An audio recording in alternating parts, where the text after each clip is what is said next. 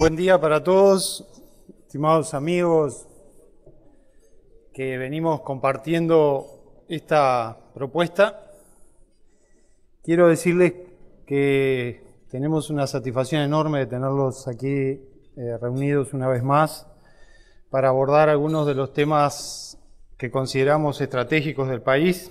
Saben bien que cuando propusimos la creación de esta propuesta Uruguay 2030, lo hicimos siempre pensando en un escenario de largo plazo, de mediano plazo, que nos permita delinear los elementos principales que nos permitan ir hacia un Uruguay de desarrollo. Y sin duda, el tema seguramente más importante, y todos creo coincidimos en esto, el tema más importante de ese Uruguay que nos permita llegar a ese Uruguay es el tema de la educación. No hay mejor manera de asegurar el posicionamiento, la inserción del Uruguay en el mundo y la inserción de las personas en la sociedad que la educación. No hay mejor manera de distribuir recursos, de apropiarse de una parte de la economía que a través de la formación de capacidades, de la adquisición de capacidades que nos permitan insertarnos mejor en la economía y en la sociedad. Y en definitiva, ese es el enorme desafío que tenemos planteado. Y además, este tiene que ser un tema del conjunto de la sociedad. Este no es un tema de gobierno, este no es un tema de los actores de la educación, este no es un tema de las autoridades o de los sindicatos o de los docentes. Este es un tema del conjunto de la sociedad. Y solo lo vamos a resolver si lo tomamos como sociedad, si nos apropiamos del tema de la educación para todos poner nuestro grano de arena que permita resolverlo. Incluyendo el papel que la familia tiene que jugar en la formación de valores, en la formación de capacidades y en el impulso a la educación. Por eso propusimos empezar el año con esta propuesta de hoy. El panel que tenemos es de altísimo nivel, nos va a permitir acercarnos de la mejor manera a este tema con la propuesta de Fernando Filgueiras, con la participación de Wilson Neto, de Pablo Chilibroste, con el apoyo, las opiniones, la motivación de Blanca Rodríguez y con la participación de Renato desde Ginebra, de Renato Perti de Ginebra. Así estamos abordando este tema y agradecemos la presencia en particular quiero referir la presencia del Chino y el Tony, los dos que quisieron dar una señal, los dos juntos, sobre este tema, en fortalecer la inclusión de este tema fuertemente en la agenda de todos nosotros. Y por eso agradezco mucho la presencia de ellos dos en este almuerzo. Agradezco la presencia de Gonzalo, que ahora es el cura que se hizo famoso, pero que le agradecemos infinitamente que está acá, que se ha hecho querer por todos nosotros por su trabajo, en definitiva, en favor de los más humildes, por el trabajo que ha hecho sobre este tema en algunas de las áreas de mayor dificultad y más carenciadas de la sociedad. Y agradezco en particular la presencia de todos ustedes, de los legisladores que están presentes, de los ministros, de la presidenta del Frente Amplio que nos acompaña, de las autoridades representantes y también directores de empresas, y en particular de todos ustedes que han propuesto y que han acompañado fortalecer la presencia de este tema en la agenda del país. Muchas gracias por su presencia y adelante los que saben. Chao.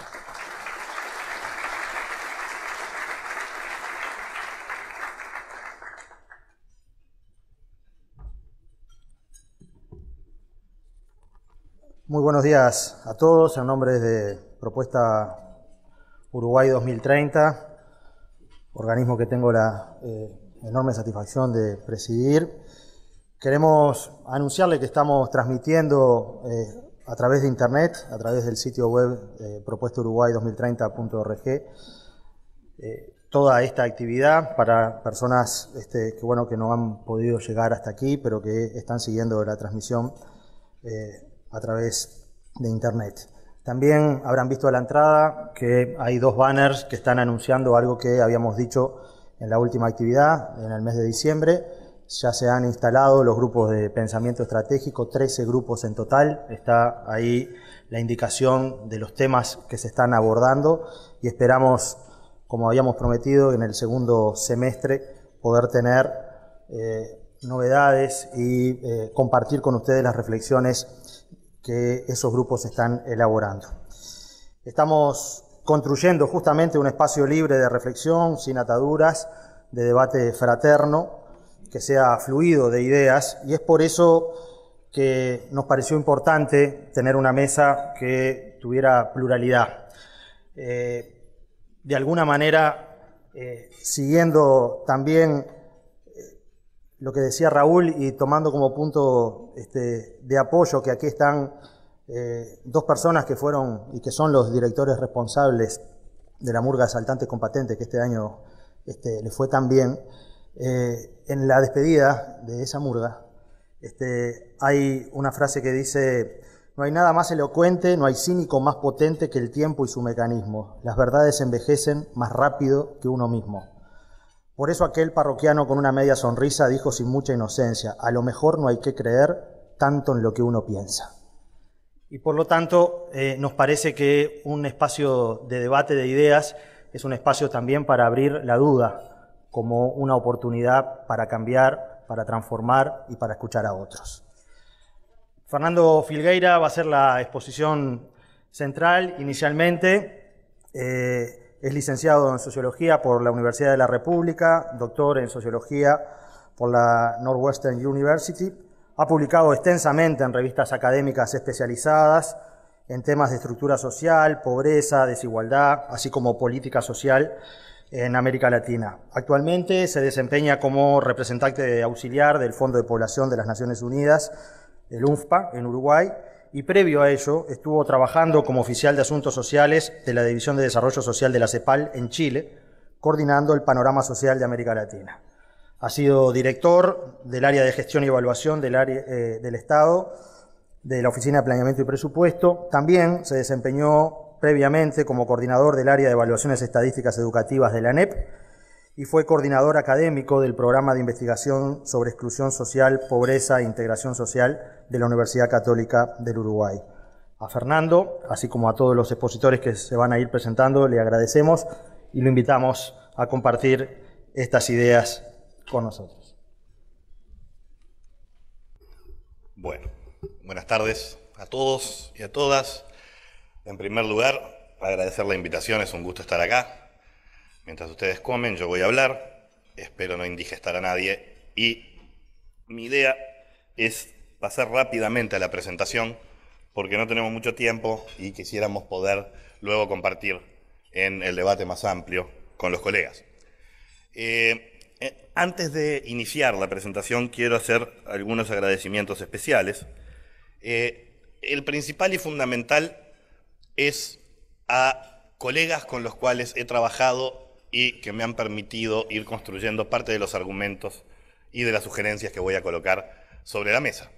En particular, muchos de los datos que ustedes van a ver aquí es un desarrollo muy importante que UNICEF ha venido amalgamando con el liderazgo de Gustavo de Armas y de Girio Crotti desde la oficina de UNICEF, pero muchos de estos documentos están disponibles y invito a todos aquellos que quieran a entrar en la página porque francamente hay una riqueza de información allí que nos permite ver el largo plazo de la educación uruguaya, que creo que es una de las claves para entender qué es lo que nos está sucediendo hoy. También quien va a presentar más adelante desde Ginebra, Renato Perti, colega y compañero de ruta de muchos debates y discusiones, ha ayudado a moldear una parte importante del pensamiento que voy a intentar volcar acá. Y por supuesto, todos aquellos que desde el sistema educativo uruguayo, público y privado, me han acompañado en discusiones, debates, en intercambios. Para ellos también va el agradecimiento. El título de la presentación no es antojadizo, es Educación, Ciudadanía y Capital Humano. Lo decía Raúl recién y ponía el foco sobre quien iba a presentar después diciendo que este es el tema más importante. Es sin duda uno de los temas más importantes. La educación construye ciudadanía y proporciona capital humano. Es la llave que permite tanto la integración social y política como la inclusión económica de los individuos y la inserción económica internacional del país. Y el subtítulo tampoco es antojadizo: el desafío impostergable de una reforma educativa integral. Yo creo que ha habido a lo largo de los últimos 15 o 20 años esfuerzos importantes para transformar la educación en el país. Y los últimos 5 y 10 años también muestran, y nos detendremos en algunos ejemplos interesantes. Creo, sin embargo, que tenemos que abocarnos como sociedad, como comunidad, a una transformación radical del sistema que reordena muchas de estas piezas, que incorpora muchas de estas innovaciones, pero en un diseño que se distancia y mucho del diseño actual que tiene nuestro sistema educativo. Esto se mueve ahí. La estructura de la presentación va a tener 4 grandes bloques. ¿Por qué es importante la educación? En genérico lo sabemos. ¿Por qué es importante en particular para Uruguay? Me voy a detener en algunos argumentos. Un panorama básico del sistema educativo hoy, detenernos en disfunciones y bloqueos, ¿sí?, del sistema actual, y después en elementos del debate en donde creo que muchas veces colocamos los bueyes, ¿sí?, detrás de las carretas, y tenemos que invertir la lógica. Y luego una agenda para discutir, una agenda propositiva de cómo podríamos empezar a dibujar una reforma educativa integral, que por supuesto es una sugerencia que es abierta, es para el debate, no es algo que es definitivo ni cerrado. Uruguay es un país, lo hemos escuchado muchas veces, envejecido. En verdad, técnicamente lo correcto es decir que Uruguay es un país que ingresa en etapa madura, final de la transición demográfica. ¿Qué quiere decir que Uruguay ingresa en el final de la transición demográfica? Quiere decir básicamente 2 cosas. Las cohortes nuevas, ¿sí?, que ingresarán al mercado laboral como jóvenes mañana son cada vez más pequeñas. Nacen en Uruguay aproximadamente 47.000 niños por año, no más. Lo segundo que quiere decir es que nuestra población efectivamente está incrementando la proporción de adultos mayores dentro del total de la población, y además va a tener otro proceso que se llama envejecimiento del envejecimiento. Esto es, edades más longevas, ¿verdad? Esto implica básicamente que para enfrentar el desafío del final de una transición demográfica, tenemos cada vez menos personas que ingresan al mercado laboral para sostener con esas tasas de actividad a más personas dependientes que se incrementarán como resultado del incremento de la esperanza de vida, ¿sí? Por lo tanto, frente a esto uno puede hacer 2 o 3 cosas. No hay muchas cosas que se puedan hacer, no hay mucho para inventar.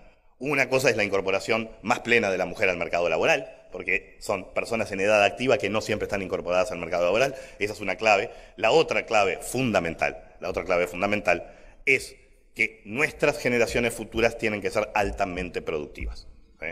Ese incremento en la productividad depende de la inversión en capital humano que hagamos en este periodo. Este es uno de los elementos centrales del contexto económico y sociodemográfico.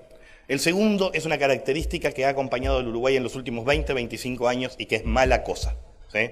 Cuando tenemos ciclos expansivos en el mercado laboral que ofrecen mayores oportunidades, entre ellos mayores oportunidades a los jóvenes, perdemos a esos jóvenes en el sistema educativo en forma muy temprana. Hay un trade-off, ¿sí? Hay una ecuación que no cierra, ¿sí?, en donde compiten mercado laboral y formación. Tenemos que encontrar un sistema que habilite la compatibilidad, ¿sí?, de el ingreso en formatos de trabajo remunerado en el mercado laboral con la continuidad de los ciclos educativos. Tercer elemento clave: César Aguiar, sociólogo que se nos fue hace un tiempo, decía que el sistema educativo uruguayo había sido creado para un país que no se movía, y el país se empezó a mover, ¿sí? Muchos diagnósticos ya venían indicando que estábamos con un problema de formación de capital humano, ¿sí? Pero la evidencia más cabal la vivimos con este último ciclo expansivo de casi 8 o 9 años de crecimiento del producto y de crecimiento del empleo. Nos dimos cuenta allí que efectivamente en muchas categorías, especialmente en las medianas y altamente calificadas, nos faltan recursos humanos, ¿sí?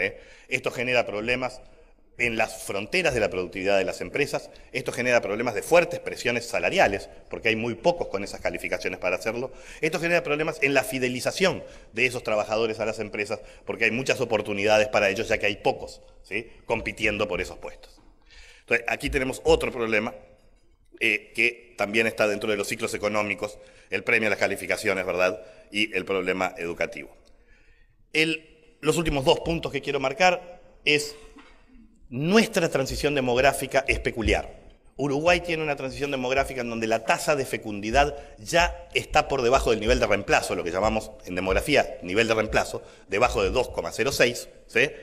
Pero ese promedio de 1,90 y pico de fecundidad que tenemos es un promedio constituido por fecundidades divergentes, sectores medios altos y altos que han disminuido la fecundidad a 1 o menos de un hijo en promedio, y sectores bajos que todavía tienen una fecundidad temprana en calendario y relativamente alta. Si nosotros no abordamos el problema de las divergencias de la fecundidad en un país de fecundidad baja, no solo vamos a tener cohortes cada vez más chicas que ingresan al mercado laboral, sino cohortes que una proporción muy importante de estas cohortes nace y crece en situaciones de pobreza o de vulnerabilidad y por lo tanto incorpora bajos niveles de capital humano. Allí tenemos otro problema que hay que atacar, que no es solo el sistema educativo, que tiene que ver con los procesos de infantilización de la pobreza, que han mejorado. Recordemos, 50% de los niños entre 0 y 5 años eran pobres hace 10, 15 años, hoy son el 25%, igual es una barbaridad. Y el último tema, integración social. Hoy Uruguay tiene menos pobreza monetaria que marginalidad social. Repito, hoy Uruguay tiene menos pobreza monetaria, menos personas bajo la línea de pobreza monetaria que personas en situación de exclusión o marginalidad social. Tenemos un problema de integración social. Este problema de integración social no vino de la nada, ¿sí? Nosotros lo fuimos comprando de a poquito con errores que fuimos cometiendo a lo largo de casi 3 décadas. Pero para lograr integración social, nuevamente la educación es clave, y solo voy a mostrar una evidencia con respecto a las funciones que el sistema educativo debería cumplir para estos desafíos del Uruguay que acabo de colocar de contexto social, económico y demográfico. Estas curvas, que pueden parecer un poco raras, les pido que las miren, son para 2 años, las punteadas y las sólidas son de 1990, las punteadas son del 2008, es la cantidad de mujeres que han tenido hijos por edades. Ah, ¿no se ve? Allí. Y allí. Y aquí. ¿Y por qué no se pone acá también? Porque la verdad que mi cara... ¿Sí se puede? No, no se puede. Bueno, estas curvas lo que muestran es la edad a la que las mujeres están teniendo hijos por nivel educativo, ¿sí? Lo que vemos, la curva que está más arriba y que además muestra a la curva punteada por encima de la curva de abajo, son las mujeres con menos de 9 años de educación completa, es decir, ciclo básico incompleto. El 50% tiene hijos antes de los 18 años. ¿Sí? Pero si miramos en educación incompleta hasta los 12 años, es decir, que no completaron el ciclo medio completo, más del 30% a los 18 años también han tenido hijos en forma muy temprana. ¿Sí? Este problema no es un problema de que tienen hijos y dejan el sistema educativo.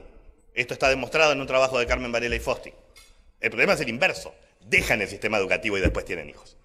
Un sistema educativo que expulsa en forma temprana genera fecundidad temprana en los sectores bajos. Tenemos que solucionar este problema. Un panorama básico del sistema educativo, ¿sí? La idea aquí es, paso rápidamente a los datos fundamentales, el diagnóstico es relativamente conocido. Yo voy a insistir en algunas cosas. Primer elemento, hay avances importantes que se producen en lo que es educación inicial, hay que destacarlos. Hay todavía déficit en educación inicial, sobre todo en lo que son las edades más tempranas, 2 y 3 años. Hay avances importantes en primaria, en lo que es el tamaño de grupo, en lo que fue el plan Ceibal, en lo que es la disminución de la repetición. Y luego tenemos el corazón del problema, que es nuestra educación media, ¿sí?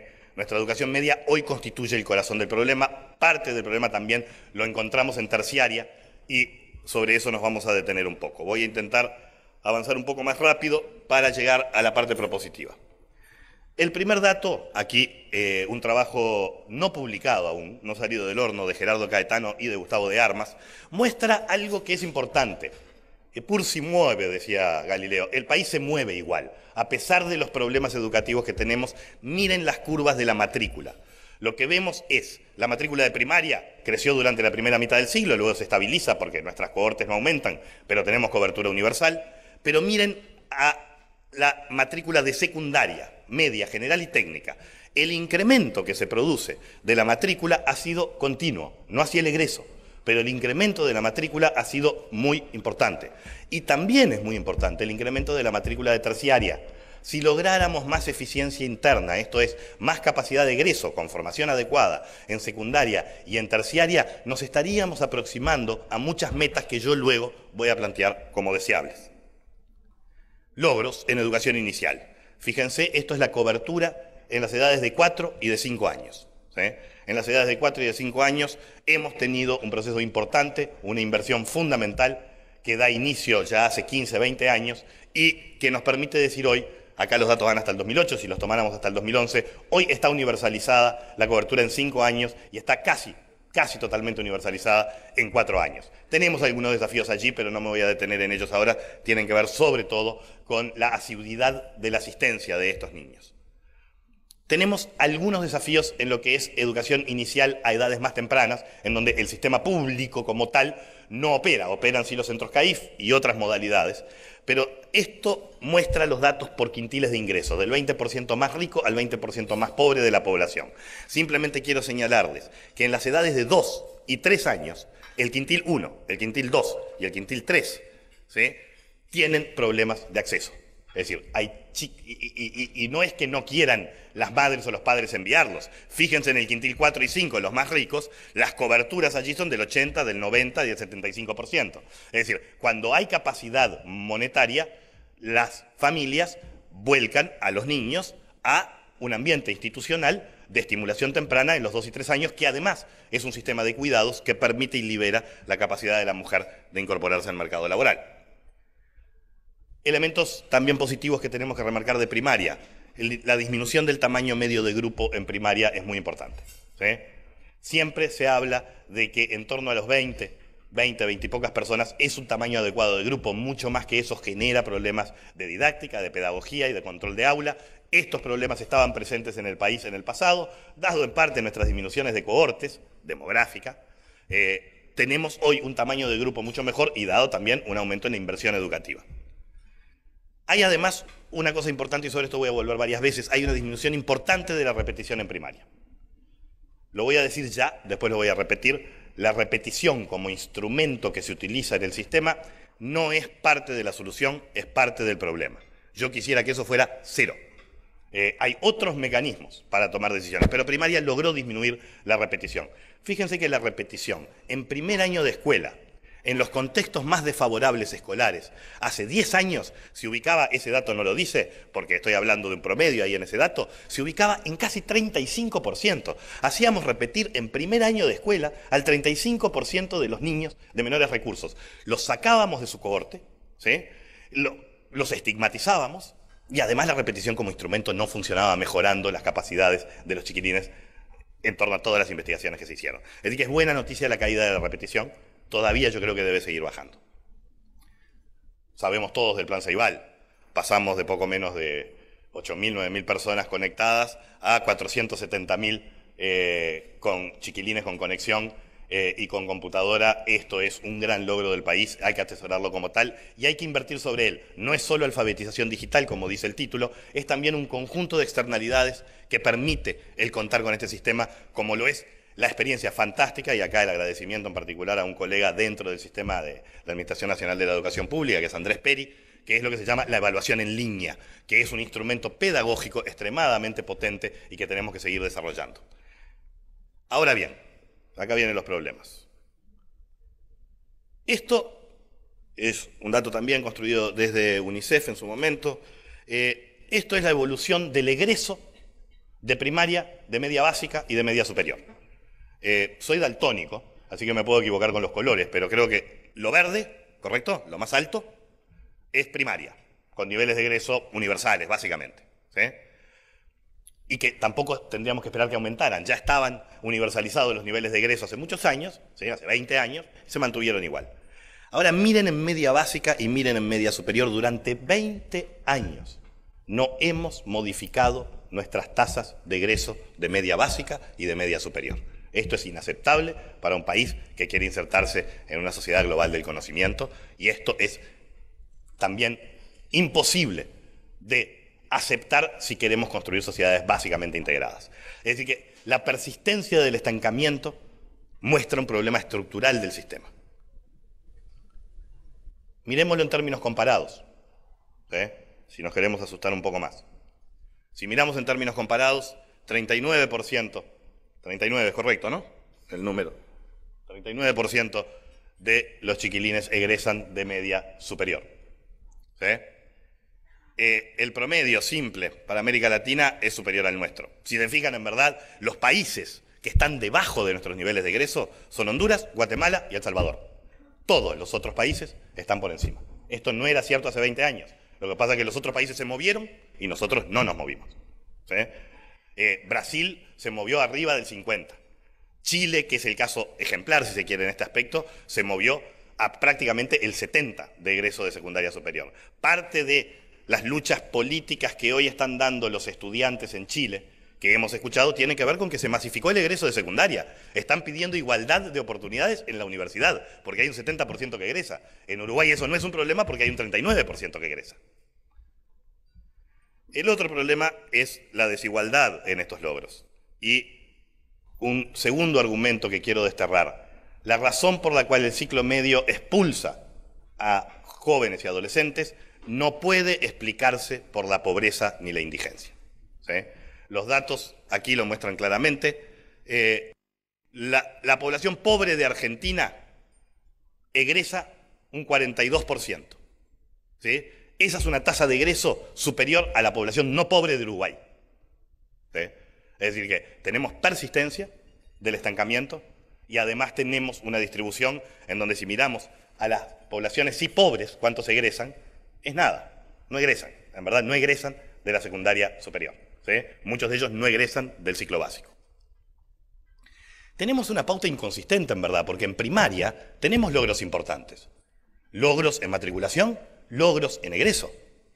Entonces, este cuadro lo que muestra, no importa, es medio raro, pero muestra la evidencia del egreso en primaria y del egreso en secundaria. Uruguay tiene niveles de egreso en primaria similares a los países que están en el extremo derecho, superior a Argentina, Chile, Uruguay, pero tiene niveles de egreso de secundaria que lo emparentan con un país como Paraguay de notorio menor desarrollo relativo en materia de PIB, en materia de desarrollo social, etc.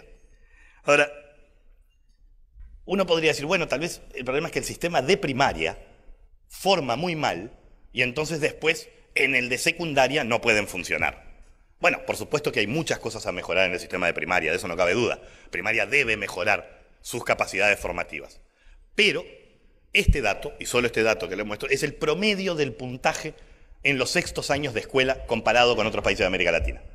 Uruguay, en verdad, presenta, luego de Cuba, que siempre la estrella en este aspecto, luego de Cuba, que gasta muchísimo en educación, etc., luego de Cuba presenta los mejores puntajes de América Latina en matemática. Y en lectura está ahí, entre los primeros. Es decir que no podemos explicar por un problema de déficit de primaria, ¿sí?, lo que estamos expulsando en secundaria. ¿Sí? Chile está por debajo en los niveles estandarizados de logro de aprendizaje al salir de primaria. Argentina está por debajo, Costa Rica está por debajo o parejos. ¿Sí? Sin embargo, ellos hacen egresar a más del 60, a más del 70 y nosotros estamos haciendo egresar solo a un 39. Eso es un problema. Dos datos de la universidad. La universidad ha crecido y ha crecido en forma muy importante la matrícula, la Universidad de la República, pero tenemos un problema de eficiencia interna nuevamente, tenemos un bloqueo de egreso muy marcado. En las universidades privadas, que han contribuido a este incremento de la matrícula en forma importante, también tenemos niveles de egreso que son poco eficientes. ¿Sí? Para la cantidad de gente que se incorpora al sistema, muy poca sale. Bien, vamos a releer un poco desde los recursos y los procesos algunos elementos del diagnóstico menos conocido, tal vez, pero que me parecen importantes. Acá voy a mencionar algunas cosas y otras las voy a ilustrar. ¿Sí? En primer lugar, me parece... se pudo poner. La evolución de la inversión. Tenemos una discusión, el gasto es alto, es bajo, aumentó mucho, aumentó poco. En segundo lugar, La evolución del salario docente, todavía tenemos una deuda pendiente en ese aspecto. Aumentaron los salarios docentes, no voy a mostrar evidencia sobre eso, pero en términos comparados, nuevamente los documentos de UNICEF muestran en términos comparados, a partir de datos de UNESCO, muestran en términos comparados que el salario docente promedio uruguayo sigue siendo un salario comparativamente muy bajo, ¿sí? Debemos seguir apostando a una mejora del salario docente, ¿sí? Problemas de infraestructura, de disponibilidad y calidad, lo sabemos, los conocemos, lo menciono, pero no voy a detenerme sobre ello. Y el problema de la asignación docente. Este sí es un problema serio. Nuestro sistema de asignación docente a las escuelas y a los liceos es un sistema que es ineficiente, que genera muy baja estabilidad de los cuerpos docentes en los liceos y establecimientos educativos y que además es regresivo. Tiende a colocar a los mejores docentes en los centros más favorecidos socialmente y tiende a colocar a los docentes con menos experiencia y con menos puntaje en los centros, ¿sí?, en donde más se necesitarían docentes de altísima calidad, ¿sí? Y por último, el tema de la repetición. Me voy a detener en ilustrar solo el tema de la repetición. El gasto está allí, vemos la evolución del gasto es importante sobre un PIB que además creció y creció mucho, ¿sí? Y me detengo aquí en el tema de la repetición. Lo que viene, esa suerte de olas que tienen ahí, es la repetición en primaria y la repetición en secundaria, en el ciclo básico de secundaria. Si se fijan, la buena noticia de que la repetición en primaria bajó es buena a medias porque todavía sigue siendo muy alta en primer año. Además, si se fijan, tenemos invertida la lógica. Uno no hace repetir a las personas al principio, ¿sí? Uno intenta que puedan sostener la trayectoria educativa y va corrigiendo en el tiempo. Eventualmente pueden rezagarse sobre el final. Lo ideal es corregir los déficits no por truncar la trayectoria educativa, sino por dar apoyo a esa trayectoria educativa. La experiencia de los maestros comunitarios muestra que esa es una innovación interesante. Pero en lo que me quiero detener sobre todo es en la repetición en secundaria. En primer año de secundaria, repite el 30%, más del 30% de los chiquilines. Nosotros sacamos a chiquilines que tienen 12 o 13 años de una primaria en donde tienen solo un maestro y en donde la escuela está cerca y los hacemos ir a un liceo que está más lejos o a una UTU que está más lejos, ¿sí? A veces en turnos vespertinos, les ponemos 13 asignaturas y al 30% lo hacemos repetir. Es un milagro, en verdad, que sobrevivan en el sistema, ¿sí? Tenemos un sistema que no está pensado para retener. Miremos datos comparados de nuevo. Uruguay tiene tasas de repetición en el ciclo medio que son superiores a África subsahariana, a los estados árabes, muy superiores a América Latina, etc. Este no es el instrumento adecuado para una educación inclusiva. Este no es el instrumento adecuado para la universalización del egreso del ciclo básico y la necesaria universalización del egreso y de la formación adecuada del ciclo medio superior. La repetición, repito, aunque suene raro, no es un instrumento pedagógico. Esa es mi postura, hay discusiones, pero en todo caso, si lo es y se lo va a usar, se lo tiene que usar muy pocas veces. Es un último recurso, no es el primer recurso. El problema de calidad no se soluciona con la repetición. Nosotros tenemos un sistema en donde repite mucha gente, aprende poca gente y expulsamos a mucha gente. Tenemos un conjunto de disfunciones y bloqueos. Los voy a enumerar. Tenemos una lógica de asignaturismo, muchas asignaturas bastante descoordinadas. Ha habido esfuerzos en este último periodo para generar lógicas de coordinación, son positivos. Tenemos un problema de contenedismo, es decir, le damos a los chiquilines contenidos, no competencias, ¿sí? Les enseñamos muchas veces a aprender de memoria, ¿sí? Y en parte porque las lógicas asignaturistas tienden a enfatizar esos contenidos antes que competencias transversales que se aprenden haciendo de todo, haciendo biología, haciendo matemática o haciendo lenguaje. Yo aprendo, yo incorporo capacidades analíticas, yo incorporo capacidades discursivas, yo incorporo competencias de solución de problemas. Ese es el tipo de cosa que debe enseñar el sistema educativo. Los contenidos, en todo caso, son parte instrumental para la generación de competencias. Tenemos un modelo tradicional magistral, tenemos exámenes y escritos de alto impacto sobre la trayectoria educativa de los chiquilines, examinismo si se quiere, el instrumento de la repetición, centralismo y rigidez curricular, asignación docente a centros inestable y regresiva, ya lo mencioné, asignación de directores a centros por antigüedad, no por capacidad, no tenemos una carrera de directores, cargas horarias fragmentadas, credencialismo de rutas únicas y ausencia de autonomía en los centros para construir comunidad educativa. Es fundamental que los centros puedan constituir comunidades educativas. Eso se hace con estabilidad de los elencos, con incorporación de los padres al gobierno educativo en el centro y a la participación de los padres en el espacio educativo del centro, y se hace, obviamente, descentralizando también una parte de nuestro presupuesto y dándole autonomía a los directores para su gestión. Hay innovaciones muy relevantes que se han ensayado en este periodo de gobierno, en el periodo de gobierno anterior y en periodos de gobierno anterior. Aquí, insisto, no hay una responsabilidad de un gobierno. Estos problemas que venimos enfrentando los venimos enfrentando como problemas estructurales. La escuela de tiempo completo, la experiencia de séptimo, octavo y noveno rural, sobre ello voy a volver, las reformas que se hicieron del ciclo básico en su momento, pero que fueron luego revertidas, a mi juicio erróneamente revertidas, aunque esa reforma tenía problemas, era mejor ajustarla que volver al modelo de asignaturas. Recuerden, habíamos ido a un modelo de áreas, ¿sí? Los centros de formación docente, los maestros comunitarios, las escuelas Aprender, innovación reciente de esta administración, ¿sí? La ampliación de la técnica media superior y las reformas en la formación profesional básica, las estrategias, ¿sí? Para generar puentes entre primaria y secundaria, las aulas comunitarias, la evaluación en línea y el plan Ceibal. Todas estas son innovaciones interesantes, pero no solucionan, a mi juicio, en un diagnóstico estilizado ahora, no de lista de lavandería, los problemas de fondo. Problemas de gobierno educativo. Robert Dahl decía, un politólogo, decía que siempre que se toma una decisión hay costos de decisión y hay riesgos de exclusión. Si yo solo tomo la decisión de qué es lo que ustedes van a comer, el costo de decisión es cero. Es cero. No lleva tiempo, no hay problema de coordinación, lo tomo yo, los obligo a comer lo que van a comer. Si en cambio les pregunto a ustedes y les digo, por consenso, pónganse de acuerdo en qué van a comer, los costos decisionales son infinitos. En el primer caso, los costos decisionales son bajos, pero los riesgos de exclusión son altos. Si hay un alérgico a los camarones y a mí me gustan, marcharon. En el otro caso, los riesgos de exclusión son nulos, porque todos participan y toman la decisión por consenso.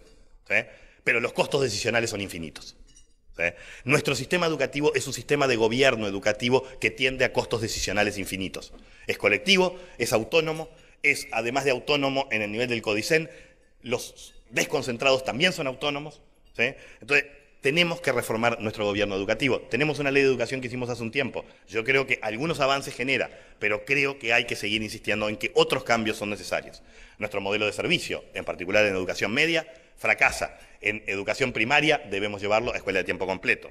Nuestro modelo de financiamiento, y cuando digo modelo de financiamiento digo lo siguiente, generalmente cuando pensamos el sistema educativo en nuestro país, pensamos en la Administración Nacional de la Educación Pública, además de las universidades del Estado y las universidades privadas. Pero en la NEP, no. El sistema educativo es toda agencia y actor de formación de capital humano en el territorio. El Estado a veces va a financiar y proveer el servicio. Otras veces lo va a financiar, otras veces lo va a regular. Tenemos que pensar en el sistema educativo como un todo. El actor privado es un actor fundamental para incorporar en la aventura de transformación del sistema educativo.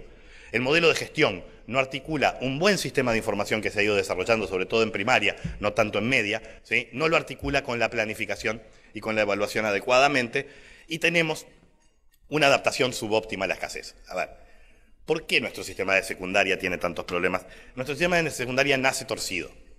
La primaria nace en un periodo de expansión del país, nace con un instituto normal de magisterio, nace con un etos muy claro, nace con una capacidad de construcción edilicia muy importante, se masifica en ese periodo. Entonces, tiene problemas primaria, y los tiene sin duda, pero su etos, su nacimiento, sus características le han permitido construir un capital social, una vocación de cierto tipo y además un ADN, su ADN, el ADN del sistema educativo de primaria es de inclusión. Así nació. Nació para incluir inmigrantes rurales. Nació para disciplinar e incorporar. El modelo medio nace con el ADN propedéutico preuniversitario. Y se masifica en un periodo en donde no haya plata. Si ustedes miran la curva que yo mostré antes, entre el 70 y el 80, en donde se definió que tenía que ser universal el ciclo básico, está chata la matrícula, ni siquiera se pudo incorporar más gente.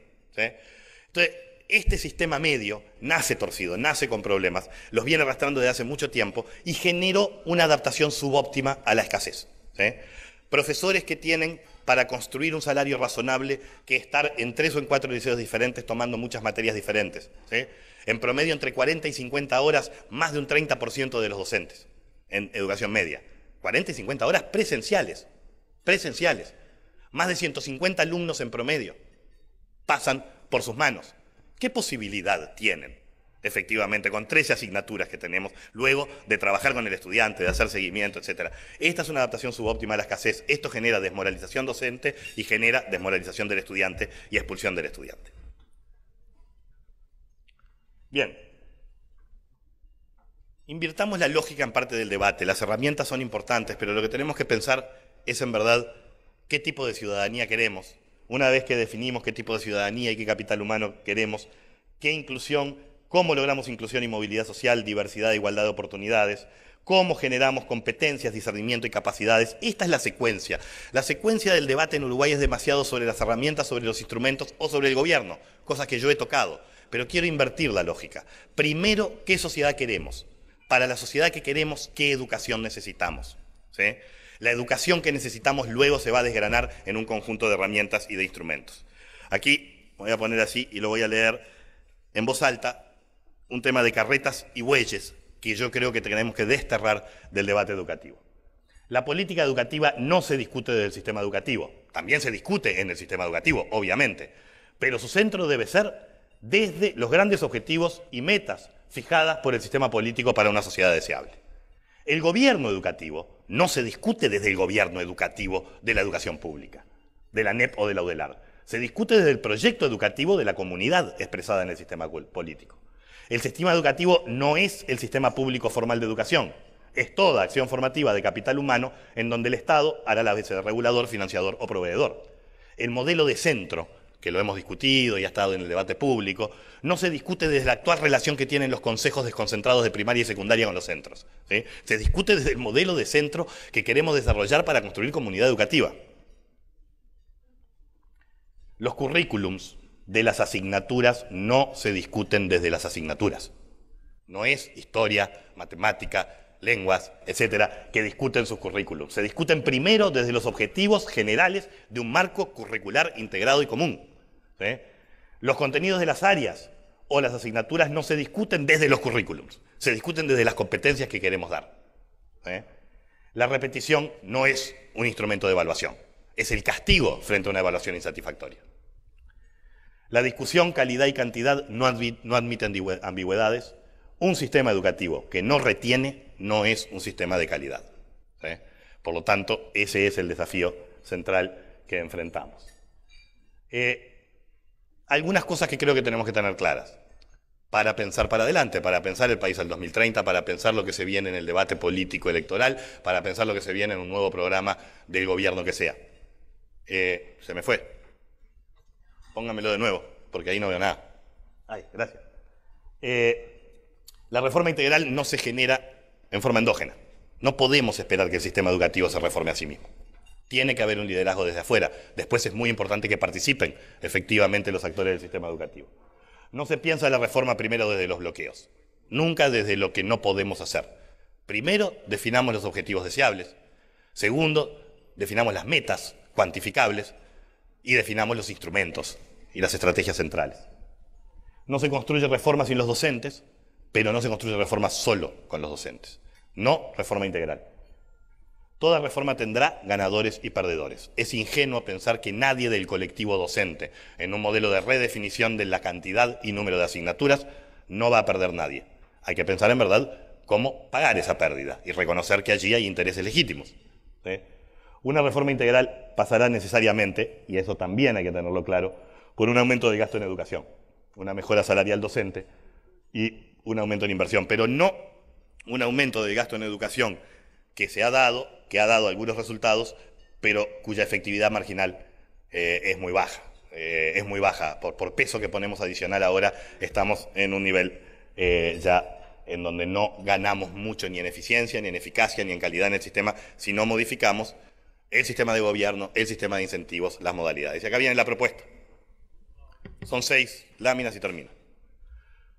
Yo creo que deberíamos reagrupar la educación que va hasta terciaria en 2 grandes subsistemas. Un subsistema que va desde los 4 hasta los 13 o 14 años, continuo, ¿eh? Ese sistema incorporaría lo que hoy es el ciclo básico dentro de una estructura más parecida a primaria, ¿sí? La experiencia de séptimo, octavo y noveno rural me parece una experiencia interesante en ese sentido, y los resultados que arrojó esa experiencia fueron extremadamente positivos, ¿sí? Ese ciclo no tiene el instrumento de la repetición como un instrumento didáctico. El segundo ciclo, que es la media superior, se transforma en un ciclo de educación para jóvenes. Se piensa como un ciclo que tiene tres grandes avenidas, una más tradicional, orientada a la universidad, otra más técnica, pero de alto nivel, como han sido buena parte del desarrollo de los bachilleratos tecnológicos, y otra más que incorpora tecnicaturas más cortas y pasantías laborales. Y le damos navegabilidad al sistema. Le damos la posibilidad de que jóvenes que entraron por una puedan, con algunos exámenes y algunas acreditaciones, pasar de una a la otra. Retengamos en 3, 4 o 5 años más a los jóvenes en el sistema. Mi preferencia, además, porque creo que el país lo precisa, es menos en preuniversitarios y más en bachilleratos técnicos, que luego pueden tener salidas en lo que son tecnicaturas terciarias, ¿sí? Tecnicaturas de alto nivel terciario. Estos serían los dos grandes bloques, allí está escrito, pero hacer esto no es de un día para el otro, ¿sí? Pero mi impresión es que disminuiría también los costos de coordinación, los costos de transacción y los costos de decisión del sistema. Fíjense que si hacemos la reforma que se propone, la ley de educación, que yo entiendo fue propuesta por la ley de educación, estaríamos yendo a un sistema que tiene 4 consejos desconcentrados, además del Consejo Directivo Central de la Educación, en la educación pública, ¿sí? El modelo, tanto el ciclo básico inicial, que debería ir hasta los 13 o 14 años, que se puede llamar ciclo de educación básica. Muchos países lo han hecho, Renato va a contar un poco de las experiencias internacionales luego. Como el ciclo superior debe pensarse nuevamente como un ciclo en donde sí hay una provisión muy importante del Estado, pero además hay sistemas que incluyen vouchers, que incluyen becas, que incluyen pasantías laborales y que articulan con el sistema privado. Un nuevo modelo de gobierno educativo. Esta propuesta es atacar algunas de las vacas sagradas del país. Yo creo que hay que hacerlo. Tal vez no es esta la propuesta, tal vez son otras modalidades, pero de nuevo hacen a una disminución de las modalidades en las cuales nos gobernamos, que generan muchos costos para la toma de decisiones y para la coordinación en la toma de decisiones. Yo creo que el ministro de Educación debiera ser, como en el 95% de los países del mundo, quien dirige la educación, ¿sí? Y podemos sumarle, porque nosotros venimos de una tradición más colectiva, a los 2 directores, que serían el director de esta educación básica hasta los 13, 14 años y el director de la educación media superior, ¿sí? Y generar solo 2 consejos desconcentrados. Uno, el del ciclo de la educación básica, ¿sí? Otro, el del ciclo medio superior, que integraría tanto la técnica como la propedéutica, etc. Se me puede decir, bueno, pero es juntar cosas que hoy son muy distintas. Pero entonces, el argumento es, bueno, entonces generemos un consejo desconcentrado para cada uno. Esto es la lógica que tenemos que invertir. Si lo correcto es un ciclo unificado, desde un punto de vista pedagógico y desde un punto de vista práctico, entonces creemos la autoridad de gobierno o política que lo administre como tal. Tendrá que ir juntando las partes desiguales que se nos fueron separando. Pero no hagamos lo contrario, no generemos varios administradores para ciclos que debieran estar juntos. Juntemos los ciclos, ¿sí? Y la formación docente sí pasaría a un formato de gobierno universitario, pero a mi juicio, nuevamente bajo la égida del Ministerio de Educación, pero con un componente de cogobierno en la autonomía técnica, pero fuertemente articulado con las necesidades y requerimientos del sistema educativo. Un marco curricular general y flexible.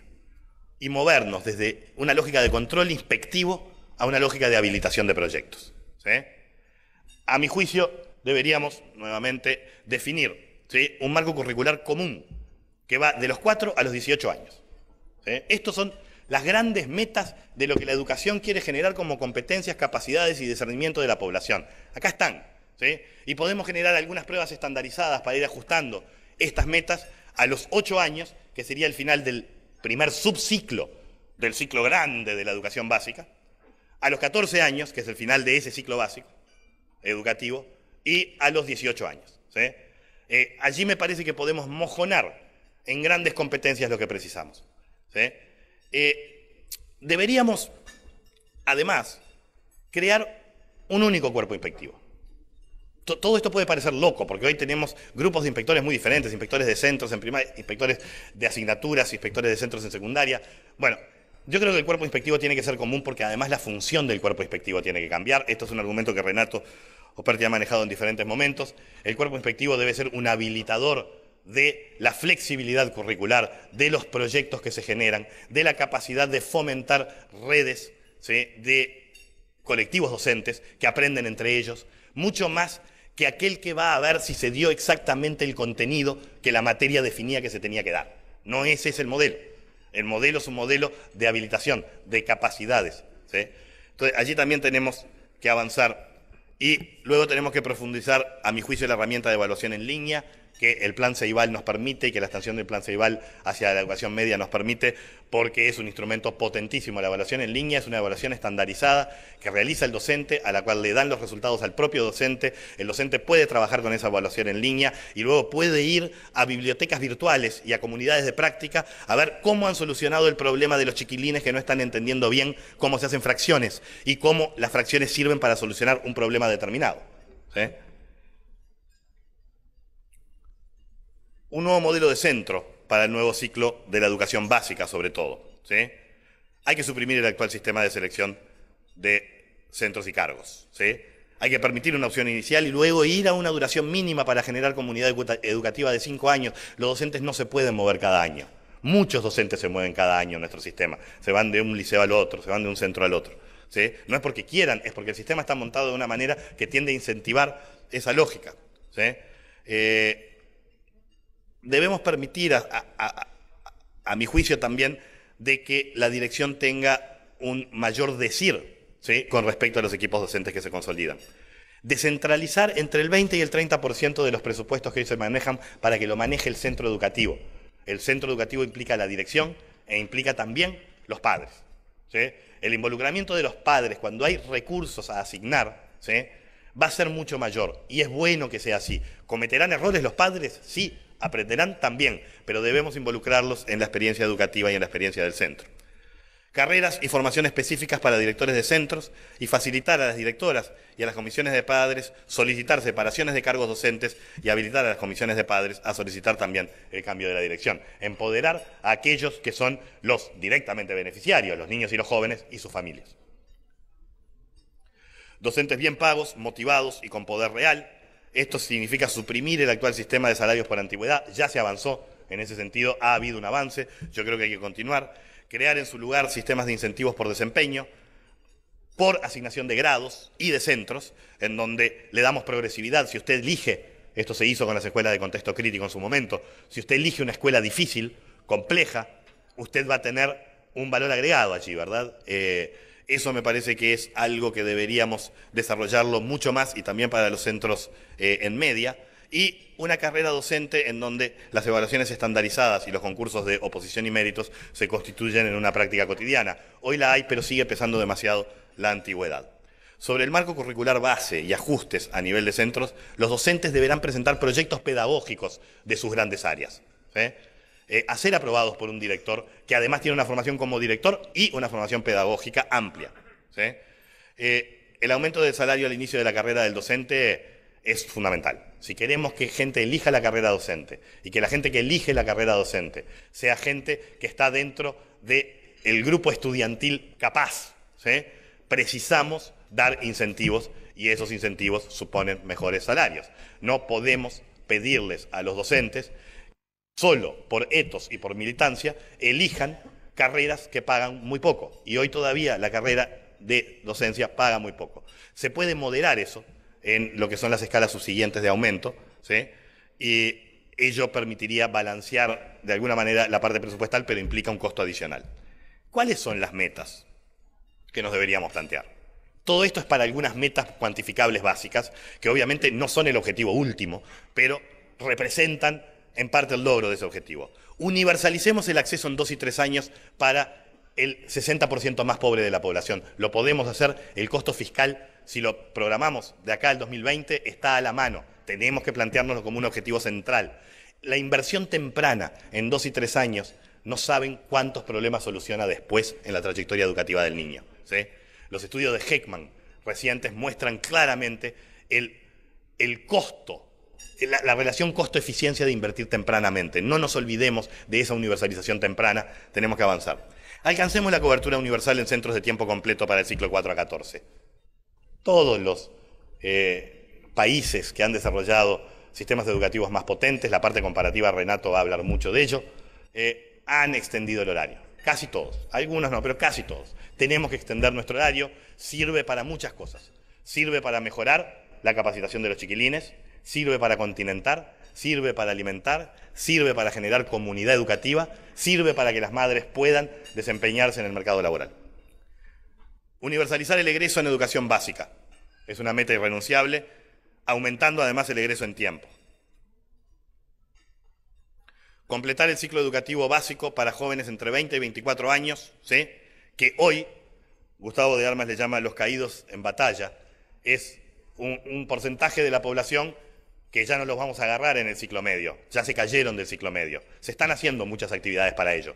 Creo que se tiene que hacer un esfuerzo estructural de largo aliento. La propuesta, de hecho, surge de él, y es generar una extensión fuerte de la parte de educación de adultos para 20 a 24 años que no completaron ciclo básico y de 20 a 28 años, ¿sí? Mediante pasantías laborales con formaciones paralelas, ¿sí? Empecemos por los funcionarios públicos. Hay muchos funcionarios públicos que no tienen el ciclo básico completo y algunos que no tienen la media completa. Empecemos allí, capacitemos allí en forma obligatoria.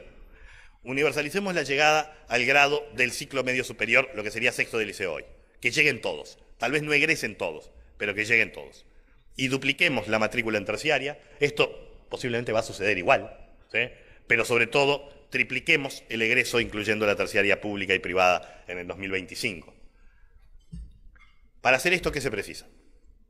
Voluntad política y grandes consensos nacionales. Va a haber legítimos intereses y saberes contrapuestos, ¿sí? La propuesta... Bueno, debemos terminar ya. Los recursos, entonces, por un lado, voluntad política. Por el otro lado, recursos humanos, van a faltar docentes y además tenemos que darle otras habilidades a nuestros inspectores y otras habilidades a nuestros docentes, mucha formación en servicio. Luego, precisamos desarrollar dinero, desarrollar apuestas fiscales. Esto va a costar plata. Una estimación muy básica son casi 2 puntos del PIB. Esto hay que hacerlo con un modelo que sea eficiente luego en administrar esos recursos y en generar servicios. Y paciencia y flexibilidad. Los ritmos no tienen por qué ser los planteados aquí. Tampoco tienen por qué ser los contenidos que yo dije de por dónde yo creo que va la reforma. Lo que sí creo es que si no nos planteamos en estos periodos antes de que termine este ciclo administrativo de gobierno, para dónde vamos como sociedad y qué reforma integral pretendemos de la educación, vamos a seguir pagando costos que van a ser costos cada vez más incrementales. Recuerden la comparación con otros países, ¿sí? Y recuerden que somos un país pequeño, de escala pequeña, envejecido, que requiere alta productividad de sus futuras cohortes para lograr inserción económica y para lograr inclusión social. Muchas gracias.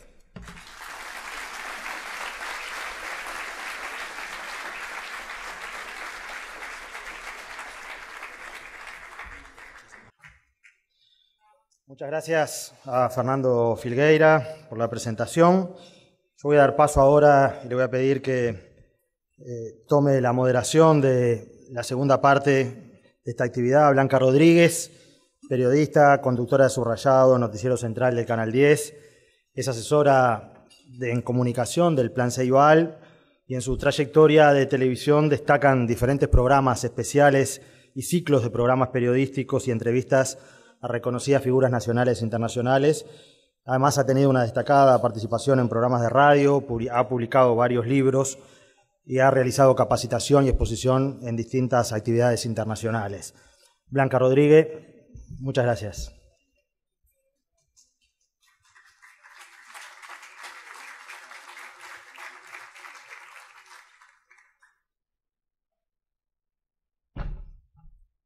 Buenas tardes. Y fuimos compañeros de facultad, decía Gustavo Leal, en una maestría.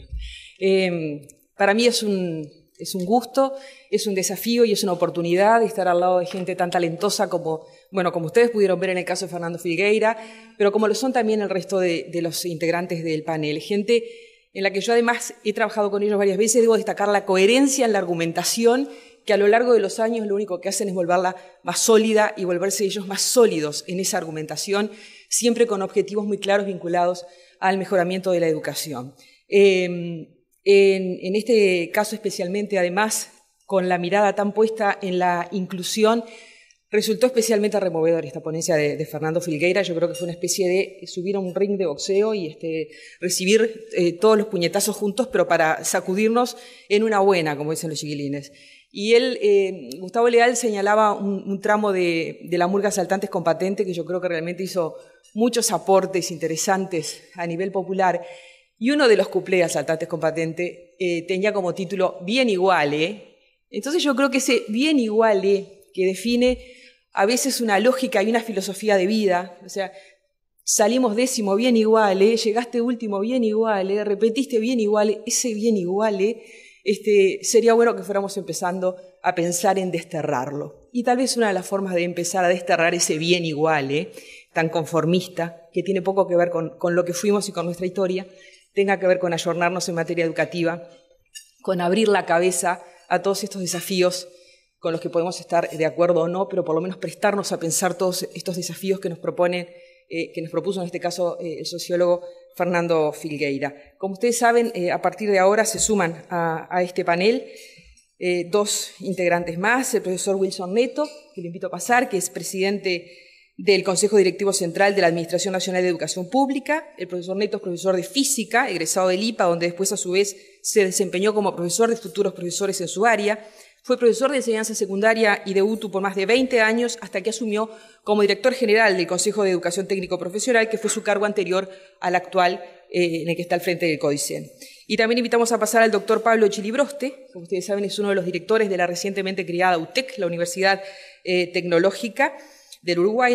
El doctor Chilibroste es ingeniero agrónomo, tiene un máster en producción animal en la Pontificia Universidad Católica de Chile y un doctorado realizado en la Universidad de Wageningen en Holanda. Es profesor grado 5 en el Departamento de Producción Animal y Pasturas de la Facultad de Agronomía en Paysandú. Integra también el cuerpo docente de veterinaria en el área de posgrado.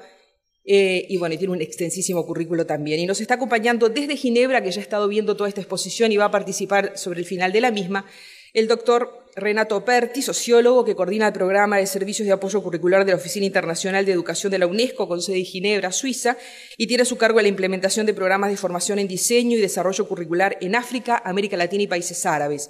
Como funcionario de UNESCO, Renato Perti ha trabajado en más de 70 países en temas vinculados al desarrollo curricular, la educación inclusiva, la educación básica, media y formación docente. Y como ustedes saben, el doctor Perti también trabajó en nuestro país en planeamiento educativo y programas de reforma educativa en ANEP, en la UDELAR, en la ORT. Y el tema de la inclusión vinculado a la educación lo llevó a integrar numerosos paneles internacionales y a propósito de ese tema también tiene muchísimas publicaciones. Como ven, si no logramos ponernos a tiro en educación, no será por falta de gente capacitada, con experiencia, que ha estudiado el tema, investigado, teorizado, y que tiene una gran producción. Y también tenemos a gente que trabaja con alumnos de verdad, en aulas de verdad, con currículos de verdad y profesores de verdad.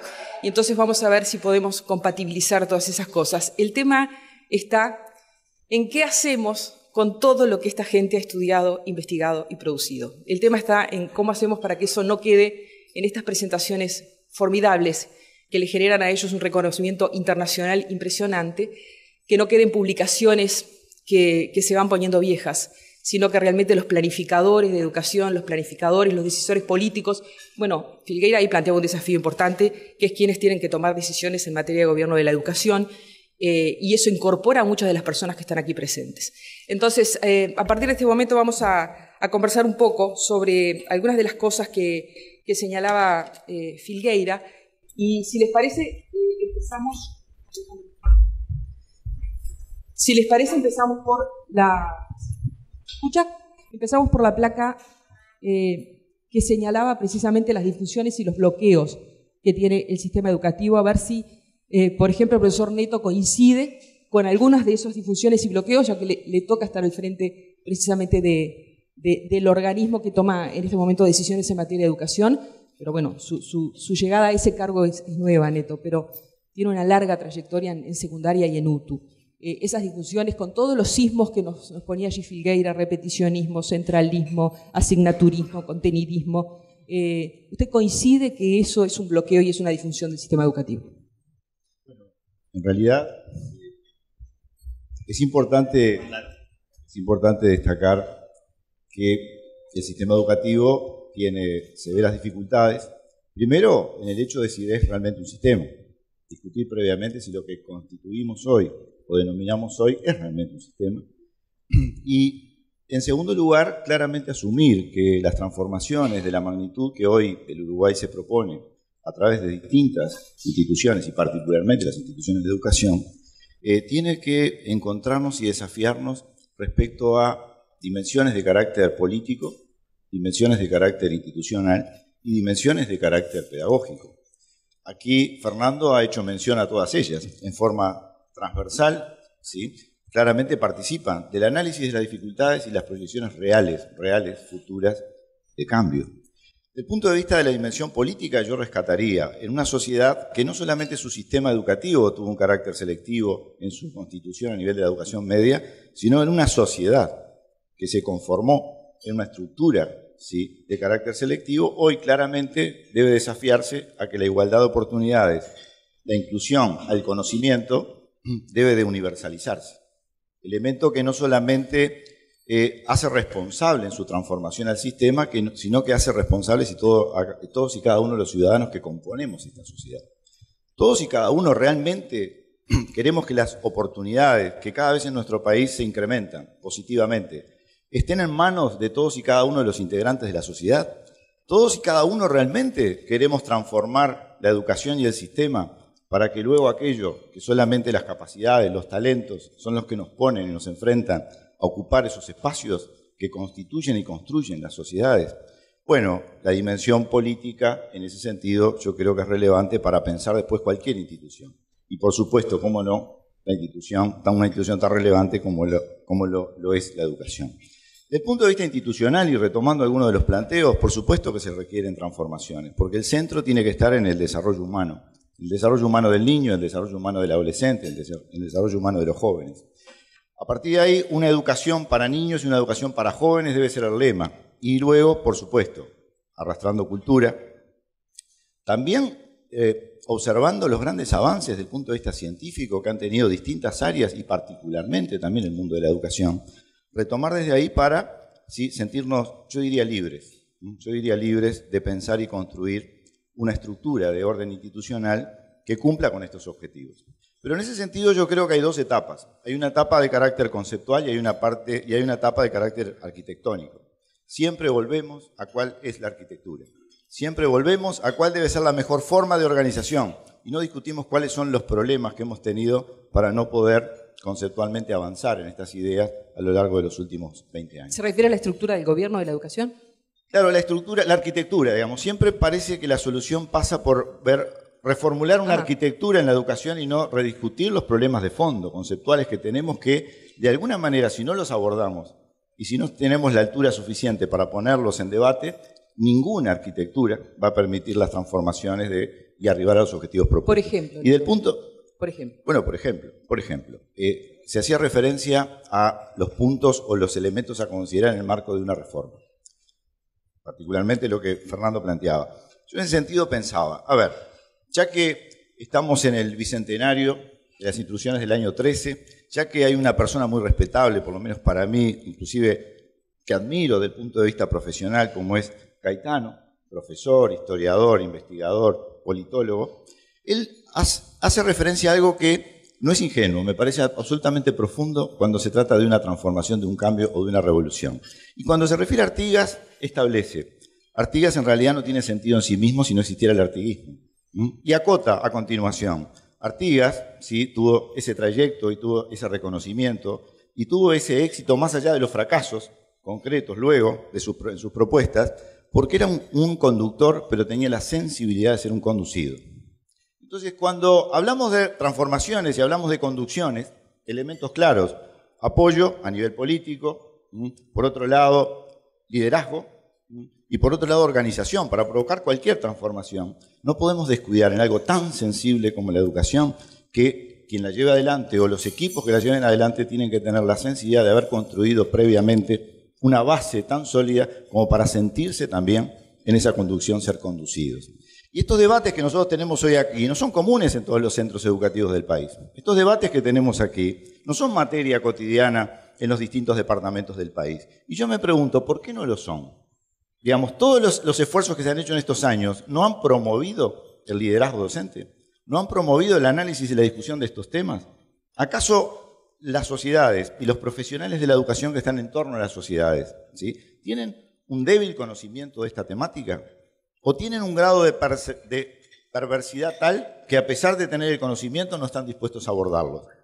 Entonces planteo, tal vez para poder tener liderazgos claros de conducción, pero tener la sensibilidad y la capacidad de ser conducidos, tiene que haber líneas de pensamiento y de análisis que barran la sociedad, que dirijan de alguna manera el apoyo, que tengan el sostén, y no solamente por opiniones o por grupos altamente calificados, con una construcción claramente, digamos, yo diría objetivamente clara, lineal en muchos casos en el planteo, ¿sí?, cómo hacerlo carne y cómo provocar las transformaciones adecuadas en la vida real de los niños, en la vida real de los adolescentes y en la vida real de la sociedad, porque de eso se trata.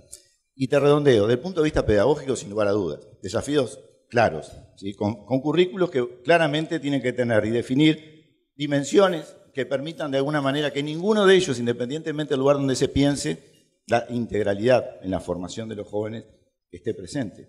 Y con dimensiones y principios pedagógicos tales como la integralidad, la diversidad, elemento no menor, el trabajo como forma de organización de las sociedades y la investigación como ese constante aprendizaje, pero siempre puesto en duda porque no es más que una construcción humana y que tiene la fortaleza de establecerse y tiene la debilidad de someterse permanentemente al cuestionamiento de la sociedad en sus distintas áreas y dimensiones. Doctor Chiriroste. Primero que nada, permítame alertar al público que yo no soy especialista en educación. Si bien tengo muchos años de universidad, toda mi carrera universitaria, pero recién ahora que tomé esta responsabilidad de la Universidad Tecnológica, empecé a mirar los problemas de la educación como tal. O sea que frente a la calidad de un expositor como Figueira, sepan apreciar las distancias. Yo quería mencionar dos cosas que a mí me parece, en una mirada rápida del sistema, generan problemas. Definitivamente yo creo que el modelo educativo, el sistema educativo, y yo voy a hablar del terciario, no es inclusivo. Y ese es un problema básico con lo que tú presentabas del resto de los países. ¿Por qué no es inclusivo?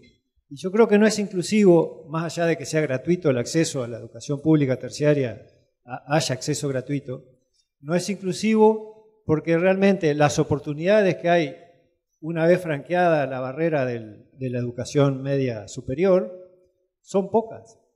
Son pocas, no se comunican entre ellas, no generan oportunidades múltiples, sino que en general son tubos que se entra por un lado y solo se puede salir por otro al final, y eso lo hace no inclusivo.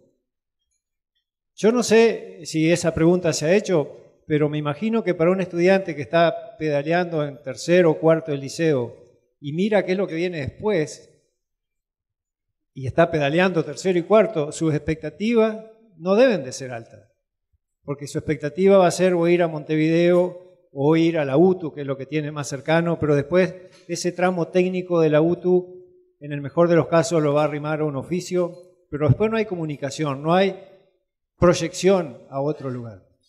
Así que sea en un formato como el que tú proponías en una de las placas, si no entendí mal, de estirar la enseñanza secundaria algunos años más, sea en un formato de crear un sistema de educación técnica, terciaria, universitaria, sólido, de 2 años, 2 años y medio, 1 año y medio, que concluya ahí, que dé un título universitario medio, asociado, no va a ser un grado, que se comunique mucho transversalmente y que dé acceso a enseñanza universitaria posterior. Eso le daría un gran nivel de inclusión. ¿La Universidad de la República, usted cree que está preparada para ese tipo de cosas, así como para vertebrar carreras, crear puentes, asociarse con el mundo del trabajo de una manera más clara? Lo primero quiero decir con claridad que ese es uno de los cometidos claros que nosotros tenemos desde la Universidad Tecnológica, lo vamos a promover, trasciende de nuestras capacidades. Yo creo que tanto la Universidad de la República como el propio ex-UTU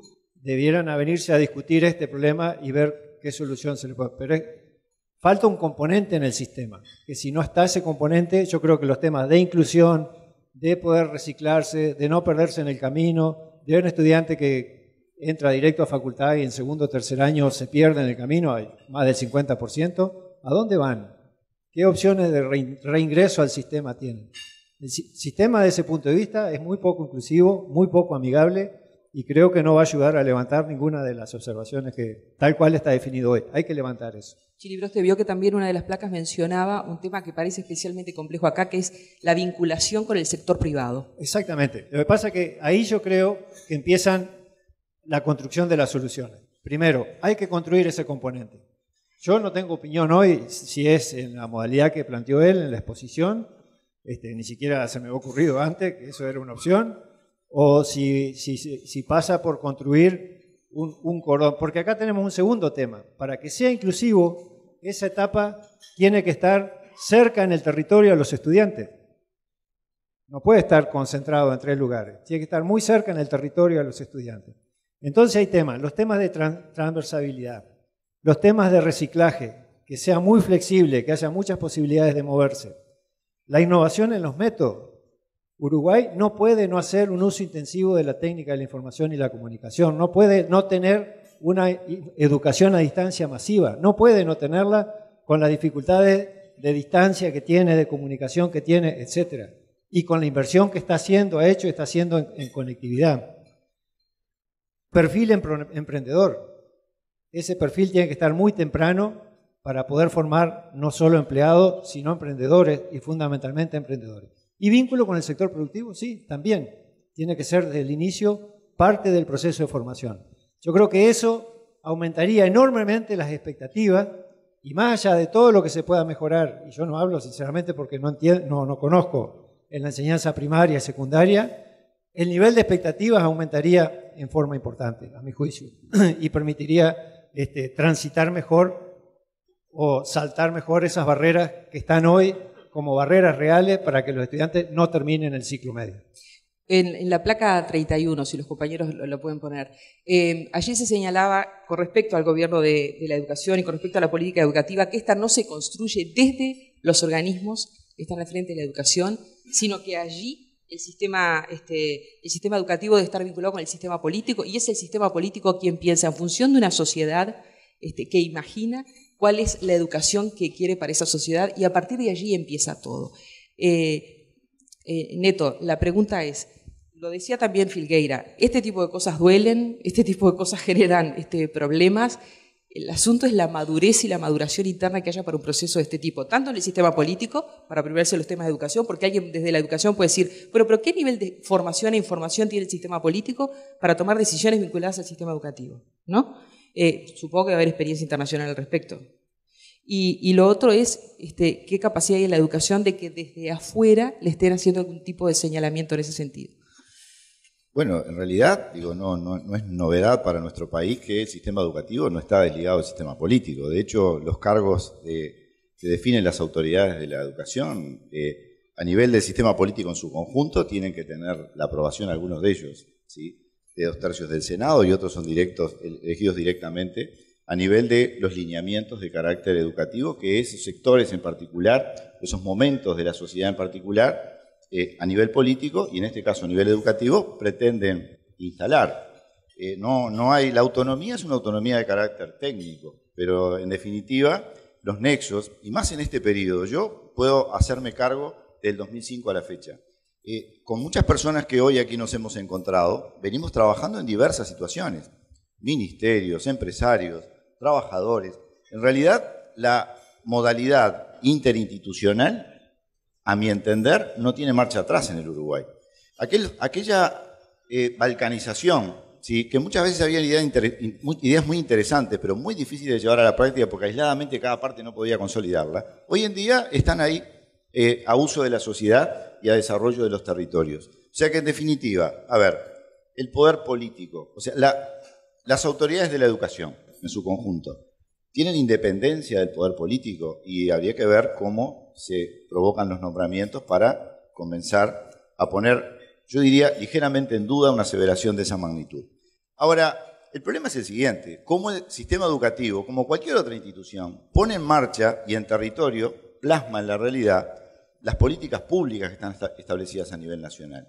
Esas políticas públicas, a través de lineamientos específicos de cada institución, cómo logran cristalizarse en cada uno de los territorios. Ese es el desafío, ¿sí? No quien comanda ¿sí? De alguna manera, las instancias iniciales para poder promover estos procesos. Pero lo que plantea Filgueira, perdón, Neto, va más allá de quién comanda esto, ¿no?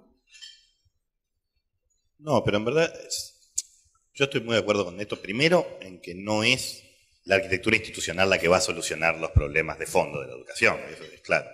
Segundo, en lo que él señala, yo creo que este periodo ha visto muy incrementado y positivamente un diálogo entre el sistema político y el sistema educativo, digamos, en tanto tal.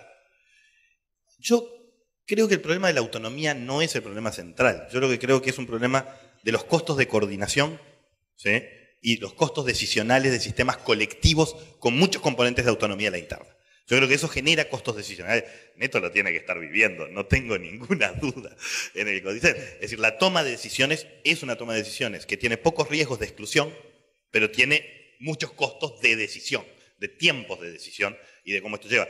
Yo creo que allí es donde tenemos que movernos un poco más a un modelo con menos costos decisionales. Es decir, que no sé si es el ministro, digamos, cuando yo hago esa propuesta, un ministro o alguna otra forma, pero que debería disminuir esta lógica de alta colectivización de la toma de decisiones sumada a una alta desconcentración en esa toma de decisiones. Ahora, ¿puedo, Blanca? Sí, claro. A mí me parece que hay un problema de fondo no que trasciende el planteo, sino que tal vez fortalece el planteo. Hay un problema conceptual. Digo, ¿por qué puede emplearse un tiempo exagerado en tomar una decisión? Porque claramente las partes que intervienen, todas las partes, no solamente desde el sistema de educación, tienen o defienden, ¿sí?, posturas conceptuales, inclusive en los propios términos de educación, que son diferentes. Por ejemplo, hacía referencia Pablo a la concepción o no de un sistema. Nosotros tenemos realmente un sistema de educación. El artículo 20 de la Ley de Educación establece conceptualmente que es un sistema. Es el conjunto de las propuestas educativas articuladas, ¿sí?, en la globalidad del país. Fantástico. Ahora pregunto, ¿es cierto que a lo largo de estos años las distintas autoridades de la educación, nosotros, hemos tenido la oportunidad de sentarnos a escuchar cómo piensa el otro sector de educación, su sistema, cómo construye propuestas, qué principios pedagógicos se basan sus propuestas, qué metodologías utilizan, qué logros esperan, qué perfiles de egreso aspiran? Bueno, yo honestamente creo que es algo nuevo, demasiado nuevo, tal vez del 2013, un encuentro de autoridades como para poder discutir a fondo problemas de carácter conceptual. Porque el sistema no es solo la articulación, es la construcción, es la convicción plena de que todos construimos en un mismo sentido. Que de alguna manera Fernando dice, ¿cómo lo promovemos? Lo impulsamos ordenándolo distinto, obligándolos a que piensen de un mismo lugar. Bueno, ese camino es un camino que puede ser muy largo, pero hay que comenzar a transitarlo, ¿sí?, conociendo cómo piensa el otro. Acá tenemos 3 subsistemas, en principio. Primaria, y bajo primaria y CODICEN, 7º, 8º y 9º, si hablamos de educación media, ¿sí?, básica. Secundaria, con su propuesta de ciclo básico, y algunas propuestas alternativas para jóvenes mayores de 15 o mayores de 18. Y UTU, con ciclo básico tecnológico agrario, propuestas de formación profesional básica, pero también de 15 años en adelante. Entonces, en definitiva, toda esa... Y formación docente, claro. Y formación docente que tiene que estar en esta discusión, claramente. Ahora, yo pregunto, ¿cada uno conoce cómo construye sus propuestas educativas uno o el otro? Y tal vez no. Tal vez tenemos un atraso de más de 20 años en sentarnos juntos a discutir desde ese lugar para, a partir de ahí, construir mejores propuestas para poder flexibilizar adecuadamente y con un conocimiento cabal de todo el sistema respecto a la igualdad de oportunidades de los jóvenes. Eso hoy es un desafío. O sea, el sistema es una aspiración. La pregunta es, Neto, si todos los que están involucrados tienen claro para dónde vamos. Porque si todos tienen ámbitos de autonomía y ámbitos de decisión y ámbitos de opinión y el camino no está claro para dónde vamos y qué es lo que queremos, ahí es donde me parece que toda esa órbita decisional termina siendo, termina enlenteciendo todo, ¿no? Chilibero, ¿usted quería decir algo? No, primero que parte del problema parece ser que no todo el mundo está yendo en la misma dirección. Ajá. Pero quizás yo celebro este tipo de debate porque no es común este tipo de debate. Me parece que el ordenamiento que plantea ordena perfecto la discusión. Yo creo que sería una mala síntesis que el problema fuera autonomía sí o autonomía no. Porque no es el problema central, porque mi experiencia, yo tuve la oportunidad de dirigir un instituto público no estatal sin problema de autonomía. La autonomía técnica siempre se expresa. Y cuanto más fuerte técnicamente sean los individuos o los grupos, siempre se va a expresar. Y es muy bueno que se exprese. Por lo tanto, hay que encontrar mecanismos donde acordemos sobre un proyecto, sobre un sistema que tenga todas las partes que necesita.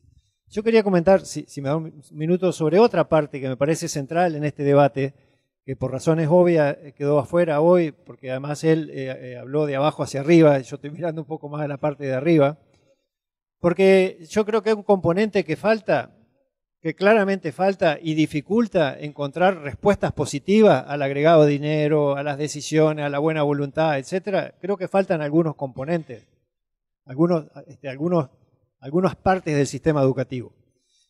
Falta, si acordamos que falta, veamos cómo se resuelve. Y eso tenemos que discutirlo entre las autoridades de la educación. Pero nos vamos a pasar discutiendo, me parece. No, pero él hace un planteo claro, agarremos esas slides, digamos, dónde están ubicadas ahí esas partes que nosotros decimos que faltan. Y si es esa la forma de resolverlo, hubo una alternativa. Pero acordemos si faltan o no faltan. Por suerte Neto ya me dijo que sí, que faltan. O sea que ahora son menos. Son dos entonces. Otro aspecto que a mí me parece súper importante en esta discusión de perspectiva del futuro es que yo recién hablé de inclusión, masividad, pero tú hablabas al inicio, y concuerdo 100%, que Uruguay tiene que sobrecalificar sus recursos humanos como forma de responder a este problema demográfico, natalidad, etc. Muchos países que han apostado a este modelo, que es la habilidad competitiva, han apostado fuerte a la ciencia y la tecnología. Y yo creo que esa pregunta tiene que estar integrada a esta discusión de la discusión. Uruguay ha apostado y apuesta a la ciencia y tecnología como modelo de desarrollo, de generación de habilidades competitivas con este escenario de recursos humanos. Mi duda es que, más o menos, que en algunos momentos ha mejorado y que sobre ese punto también se requieren definiciones claras. Porque junto con la masividad, tú necesitas excelencia y autoridad. Esos son universidades fuertes y modelos campus o modelos que trabajan mucho en un alto nivel de excelencia.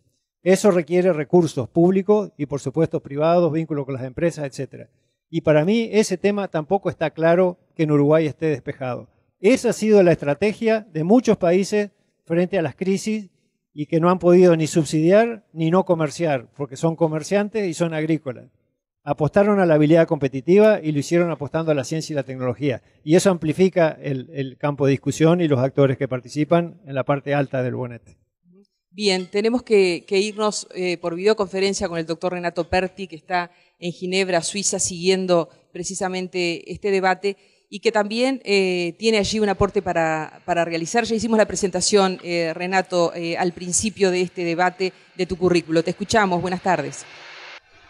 Bueno, buenas tardes, buenas noches acá en Ginebra. Un gusto de poder participar en este evento, no sé si se escucha bien. Quisiera en primer término agradecer a la Fundación la posibilidad de participar en este proceso de construcción colectiva sobre educación.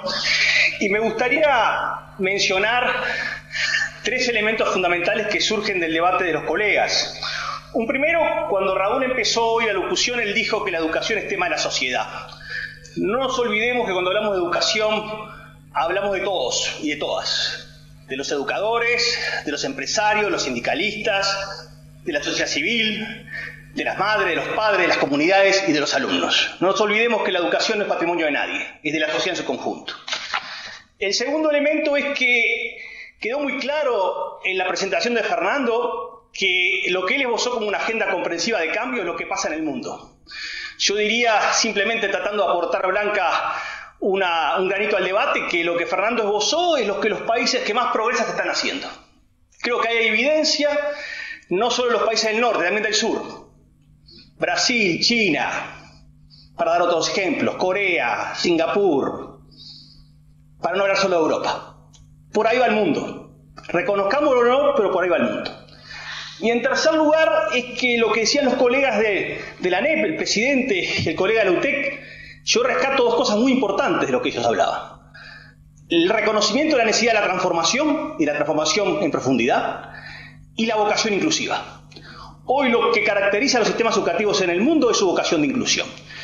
Y si me permitís, Blanca, yo quisiera con ustedes compartir 6 desafíos que de alguna forma intenta resumir algunas de las discusiones que hoy ustedes han tenido, y bienvenidas que estas discusiones sigan y que sigan las construcciones colectivas. Yo creo que el Uruguay enfrenta un dilema de hierro. En el 2015 vamos a cumplir 30 años de buscar respuestas que no han dado resultado. 30 años de un camino con matices, con luces, con sombras. Podemos seguir por ahí, podemos ir ajustando, afinando, pero por ahí, a nuestro criterio, no podemos esperar muy buenos resultados. El país se enfrenta al dilema de hierro de cambiar en profundidad, de un cambio propositivo, serio, para 20 años, 30 años, convocando a sus talentos, convocando a la diversidad de la sociedad civil, al sistema político en su conjunto. Y ese es el dilema que el Uruguay hoy día tiene enfrentado. Y para eso, si nos permiten, yo quisiera mencionar brevemente, porque sé que el tiempo es breve, 6 desafíos. En primer lugar, podemos seguir con lo que tenemos. Yo creo que no va a dar resultado. O podemos plantearnos una alternativa. El primer desafío, si seguimos con lo que tenemos más o menos, tenemos un sistema educativo integrado por partes, con una conducción, con una debilidad en la coordinación y con cierto nivel de coordinación. Podemos apostar a tener un sistema educativo de partes vinculantes, convocados por un liderazgo, una conducción y una gestión unitaria. Lo que hoy caracteriza a los sistemas educativos en el mundo es darle a cada alumno y a cada alumna una oportunidad personalizada de aprender. Personalizada. Personalizada significa entender al alumno, entender cómo el alumno aprende y apoyarlo específicamente. Y en esa línea están yendo casi todos los países que están cambiando la educación. Personalizar la educación. Segundo desafío. Podemos seguir con los discursos tradicionales, donde los ladrillos ocupan el lugar de los contenidos educativos. Y podemos ir discutiendo la educación por la infraestructura, por los equipamientos o por los laboratorios que tenemos. Todo eso es necesario. Y es necesario, como muy bien decía Fernando, seguir aumentando la inversión. Pero eso no es suficiente. El foco de nuestro país tiene que estar en qué educar, para qué educar y cómo educar.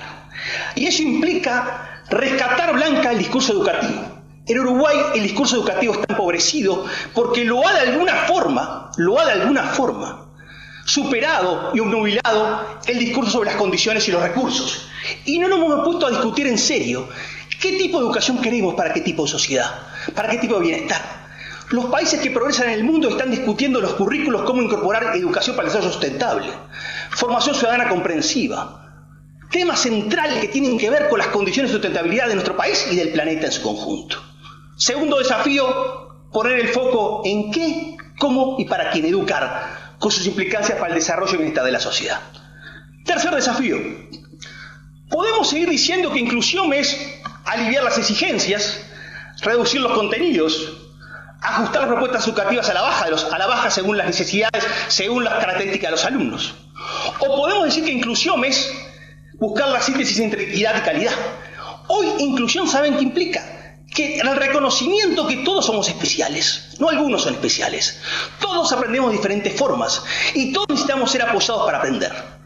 Y la inclusión hoy es el traje a medida, el vestido a medida de cada alumno. Entonces la inclusión implica reducir las disparidades, reducir las brechas sociales, culturales, pero potenciar las diversidades. Nuestros currículos apuestan a la diversidad de los alumnos, apuestan a construir sobre las formas distintas en cada uno, entendemos el mundo y nos vinculamos con él. Entonces el tercer bloque es inclusión, el reconocimiento de que todos somos especiales y que todos tenemos que tener una respuesta única y específica para aprender.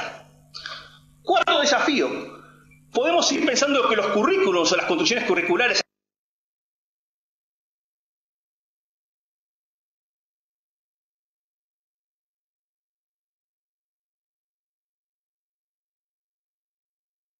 son listados de contenidos.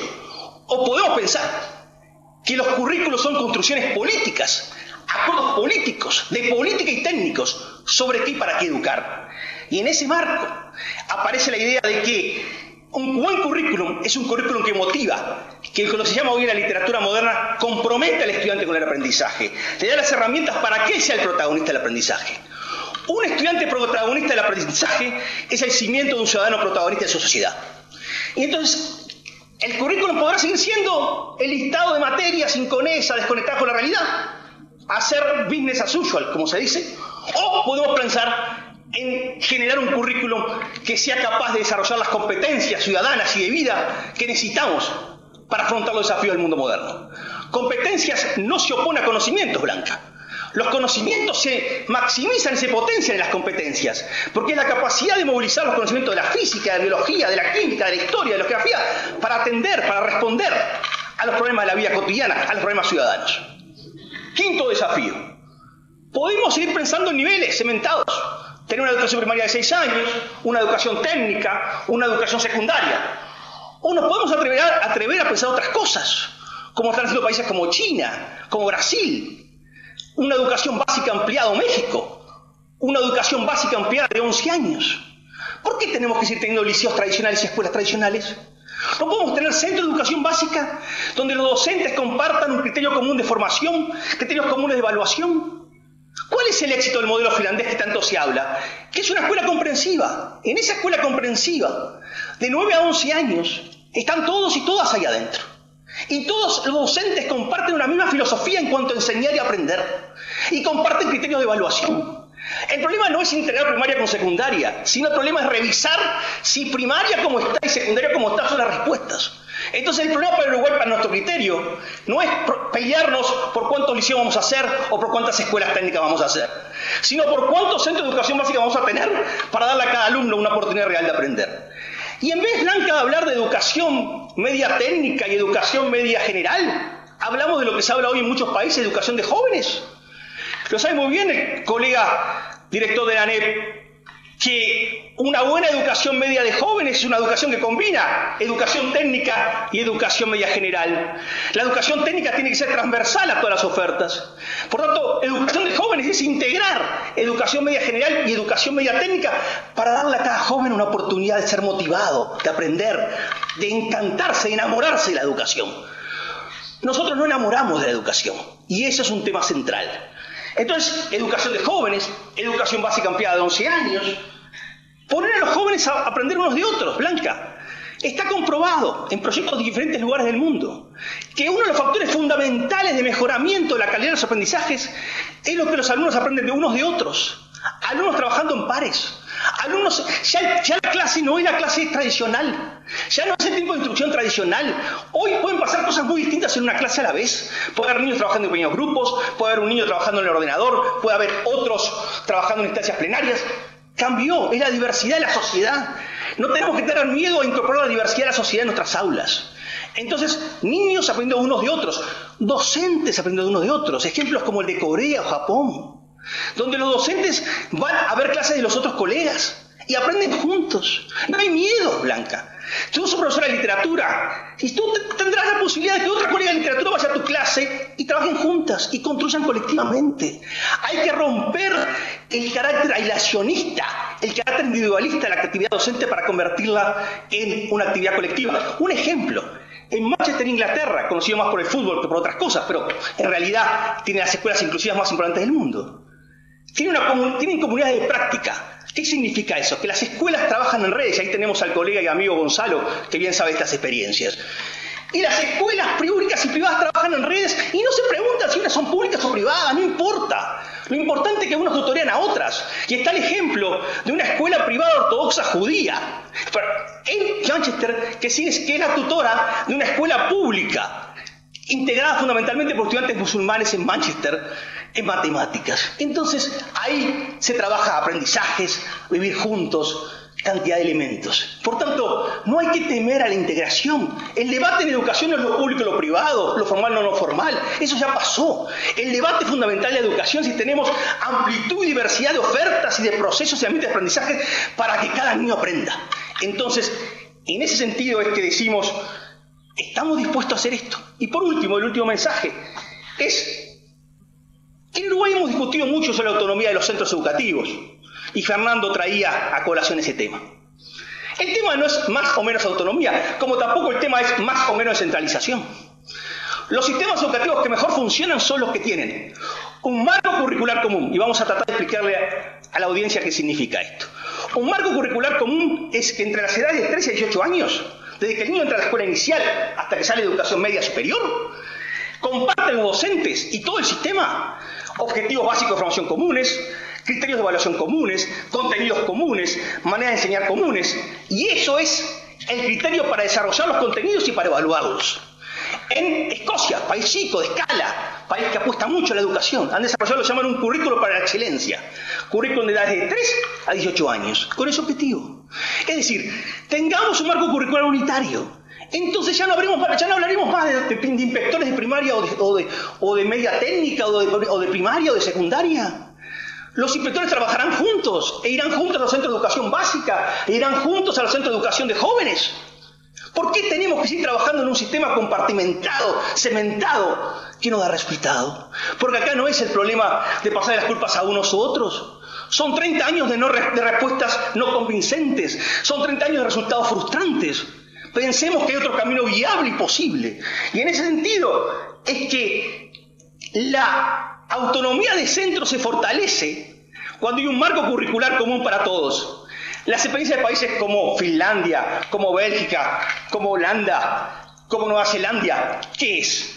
El centro educativo funciona así autónomamente, en el qué, en cómo enseñar, pero el qué enseñar está establecido en ese marco curricular común. Está muy claro el qué enseñar, porque el qué enseñar, ese marco curricular común, es el acuerdo político y técnico de la sociedad sobre lo que se quiere enseñar.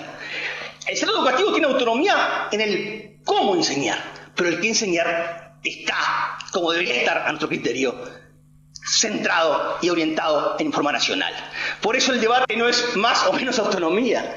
El debate es centros educativos con capacidad de gestionar en un marco de objetivos y orientaciones comunes para todos y todas, que es ese marco curricular unitario al que también mencionaba Fernando. Entonces, resumiendo, y creo que ya el tiempo se está terminando. ¿Tengo 2 minutos más? 2. ¿2? Ok. Yo diría que los 6 desafíos que podemos enfrentar, y tenemos todo, el Uruguay es un país de pequeña escala, no nos podemos dar el lujo de hipotecar el futuro de nuestros hijos si no nos ponemos de acuerdo. Somos tan pocos, pensar los países que son tantos y tantos conflictos tienen. Nosotros tenemos mucho menos escala de conflicto y mucho menos escala de problemas, como para darnos el lujo, entre comillas, no ponernos de acuerdo. Sistema educativo único y vinculante para todos los niveles y ofertas, foco en qué y cómo educar, inclusión, atención personalizada, currículos entendidos como aterrizajes locales en visiones globales y en miradas globales, educación básica ampliada, educación de jóvenes, comunidad de práctica docentes, jóvenes aprendiendo unos de otros, marco curricular unitario a las edades de 3 a 18 años. Después que tengamos claro estas otras ideas, estas son algunas de las ideas, y estamos a la orden de quien sea para seguir trabajando en estas ideas, porque el objetivo es profundizarlas. Pero lo que queremos decir que no, como muy bien decía Fernando, no antepongamos los debates. El debate sobre recursos y condiciones tiene que venir después que tengamos claro qué queremos hacer. El debate central no es sobre cuántos ladrillos vamos a construir. El debate central es qué queremos educar para qué tipo de sociedad. Y si queremos educar para una sociedad inclusiva, por donde vamos, más allá de los ajustes, más allá de las propuestas, más allá de las intencionalidades, no es suficiente. Hay otro camino viable, hay otro camino posible, y Fernando en su posición esbozó de alguna manera las tendencias que en el mundo están disponibles. Por tanto, tengamos la voluntad, la gallardía y el coraje para decir: en Uruguay nos merecemos otro tipo de educación. Gracias.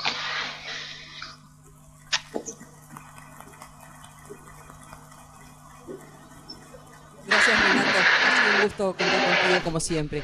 Tenemos que ir terminando, van a ser las 3 de la tarde. Yo quiero decirles que hoy hemos escuchado a 2 expositores de primer nivel internacional. Yo quiero decirles que sería muy frustrante que dentro de un año estemos haciendo un debate en donde ellos nos estén volviendo a decir las mismas cosas, ¿no? Y que ya no haya gente trabajando sobre por lo menos algunas de las líneas que tanto Neto como Chilibroste marcaban como necesarias y posibles.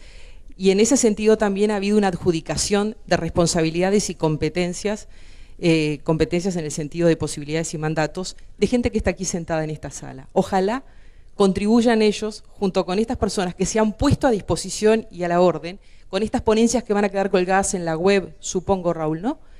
Colgadas en la web para que ustedes vuelvan sobre ellas, para que puedan servir incluso para crear documentos, para generar espacios, para que esto se haga, se realice. Ya hay mucho pienso, ya hay mucho diagnóstico, llegó el momento del hacer.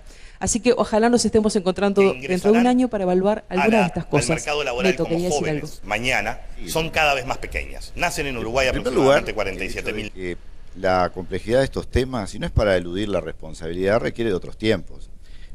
Pasión en estos temas creo que todos tenemos, visiones diversas que tal vez apunten a objetivos similares, caminos posibles. Hay una diferencia entre caminos posibles y caminos teóricos. Eso le está pasando a nuestros estudiantes hoy, justamente. Teorizamos sobre los caminos y no vemos la realidad sobre la cual podemos realmente contribuir a su tránsito. Elementos que creo que son claves para sólidamente, ¿sí?, exponer ideas, estas que hemos escuchado, que yo creo que son extremadamente valiosas, como tantas otras que tendremos que tener los tiempos suficientes. Ahora, en este sentido, y particularmente por el respeto al trabajo, pero además a la pasión que Renato le pone a todos estos temas, yo digo, hay cosas en esa línea que se están haciendo. Acá no podemos desconocer, ¿sí?, porque yo no quería hablar honestamente del presente en función de proyecciones y modelos. No podemos desconocer de que en el 2005 solamente uno de cada 7 jóvenes transitaba la educación media superior tecnológica, y hoy es 1 cada 3. El primer mundo se maneja en el orden del 50%. Estamos superando el 33% si estamos viendo la especificidad, digamos, quintos y sextos y bachilleratos tecnológicos. Es un avance altamente sustantivo. Hay diversidad de propuestas que ponen en juego esta realidad. Acá hay miles y miles, decenas de miles de niños que desde el 2005 hoy están estudiando porque estas concepciones se están aplicando. Ahora, se están aplicando en la base de la realidad, a las posibilidades país, a las posibilidades institucionales y a la disponibilidad de los recursos humanos, fundamentalmente, ¿sí?, que están claramente hoy en construcción y que además nos problematizan más estas situaciones. No estamos hablando de un modelo ideal donde todo lo tenemos y solamente es una falta de voluntad política acercarnos. Es una construcción. La construcción lleva tiempo, involucra a muchas personas, involucra muchos análisis, pero por supuesto no podemos delegar la responsabilidad de los jóvenes hoy en el tema de la inclusión por estas discusiones. Tenemos que seguir haciendo.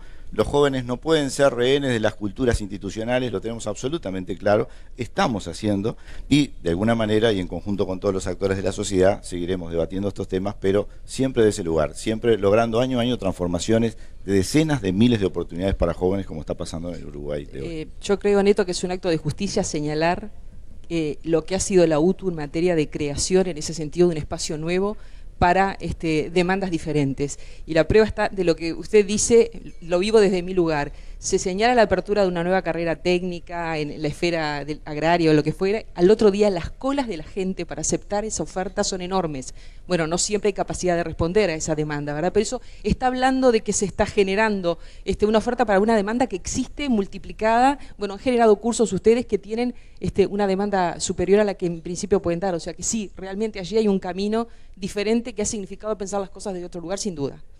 Vamos a invitar para cerrar a Gonzalo Emilius, al cura famoso, como decía Raúl Sendic. Vamos a invitar a Gonzalo Emilius. Gonzalo, nos parece importante porque prácticamente no hay debate de la educación o señalamiento de experiencia en la que no se cuente la experiencia que tú hiciste junto con un equipo de gente, porque ya sé que es enseguida lo que vas a decir, un equipo de gente, allí en el Liceo Jubilar. Y nos parece interesante que nos cuentes muy brevemente, porque el tiempo se ha terminado un poco, cuál ha sido el eje de ese buen resultado. Te invito a pasar al living, que te sientes al lado del profesor Neto. Después lo arreglamos, sí. Pero todo gratis acá.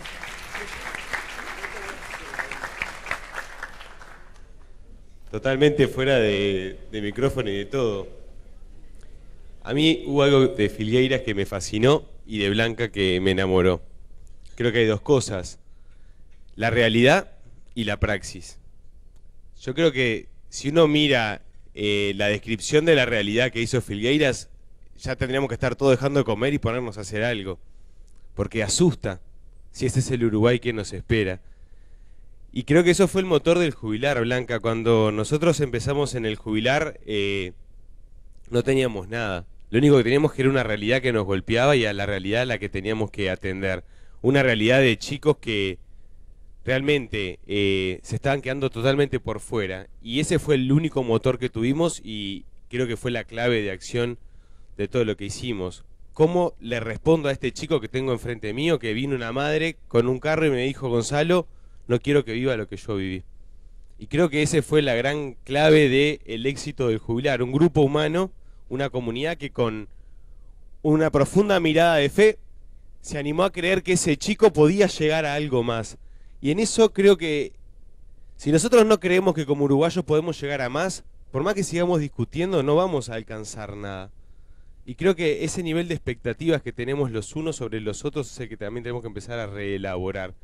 Y a generar alternativas reales mientras seguimos pensando en los grandes lineamientos o las grandes reformas educativas. Creo que el Uruguay hoy nos exige alternativas no únicas, no homogéneas, no universalizables, pero que sí empiecen a responderle a esta realidad que es asustante.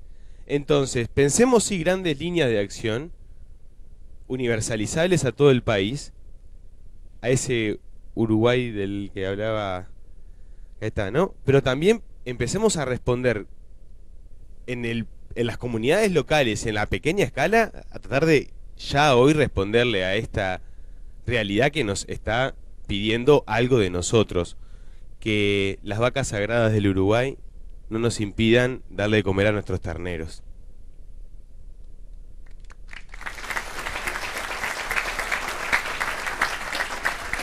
Bueno, les agradecemos a todos su presencia aquí esta tarde. Va a ser un gusto seguir discutiendo sobre todo esto, seguramente en otra instancia. Muchas gracias. Asuntos públicos, para conocer mejor, para saber más.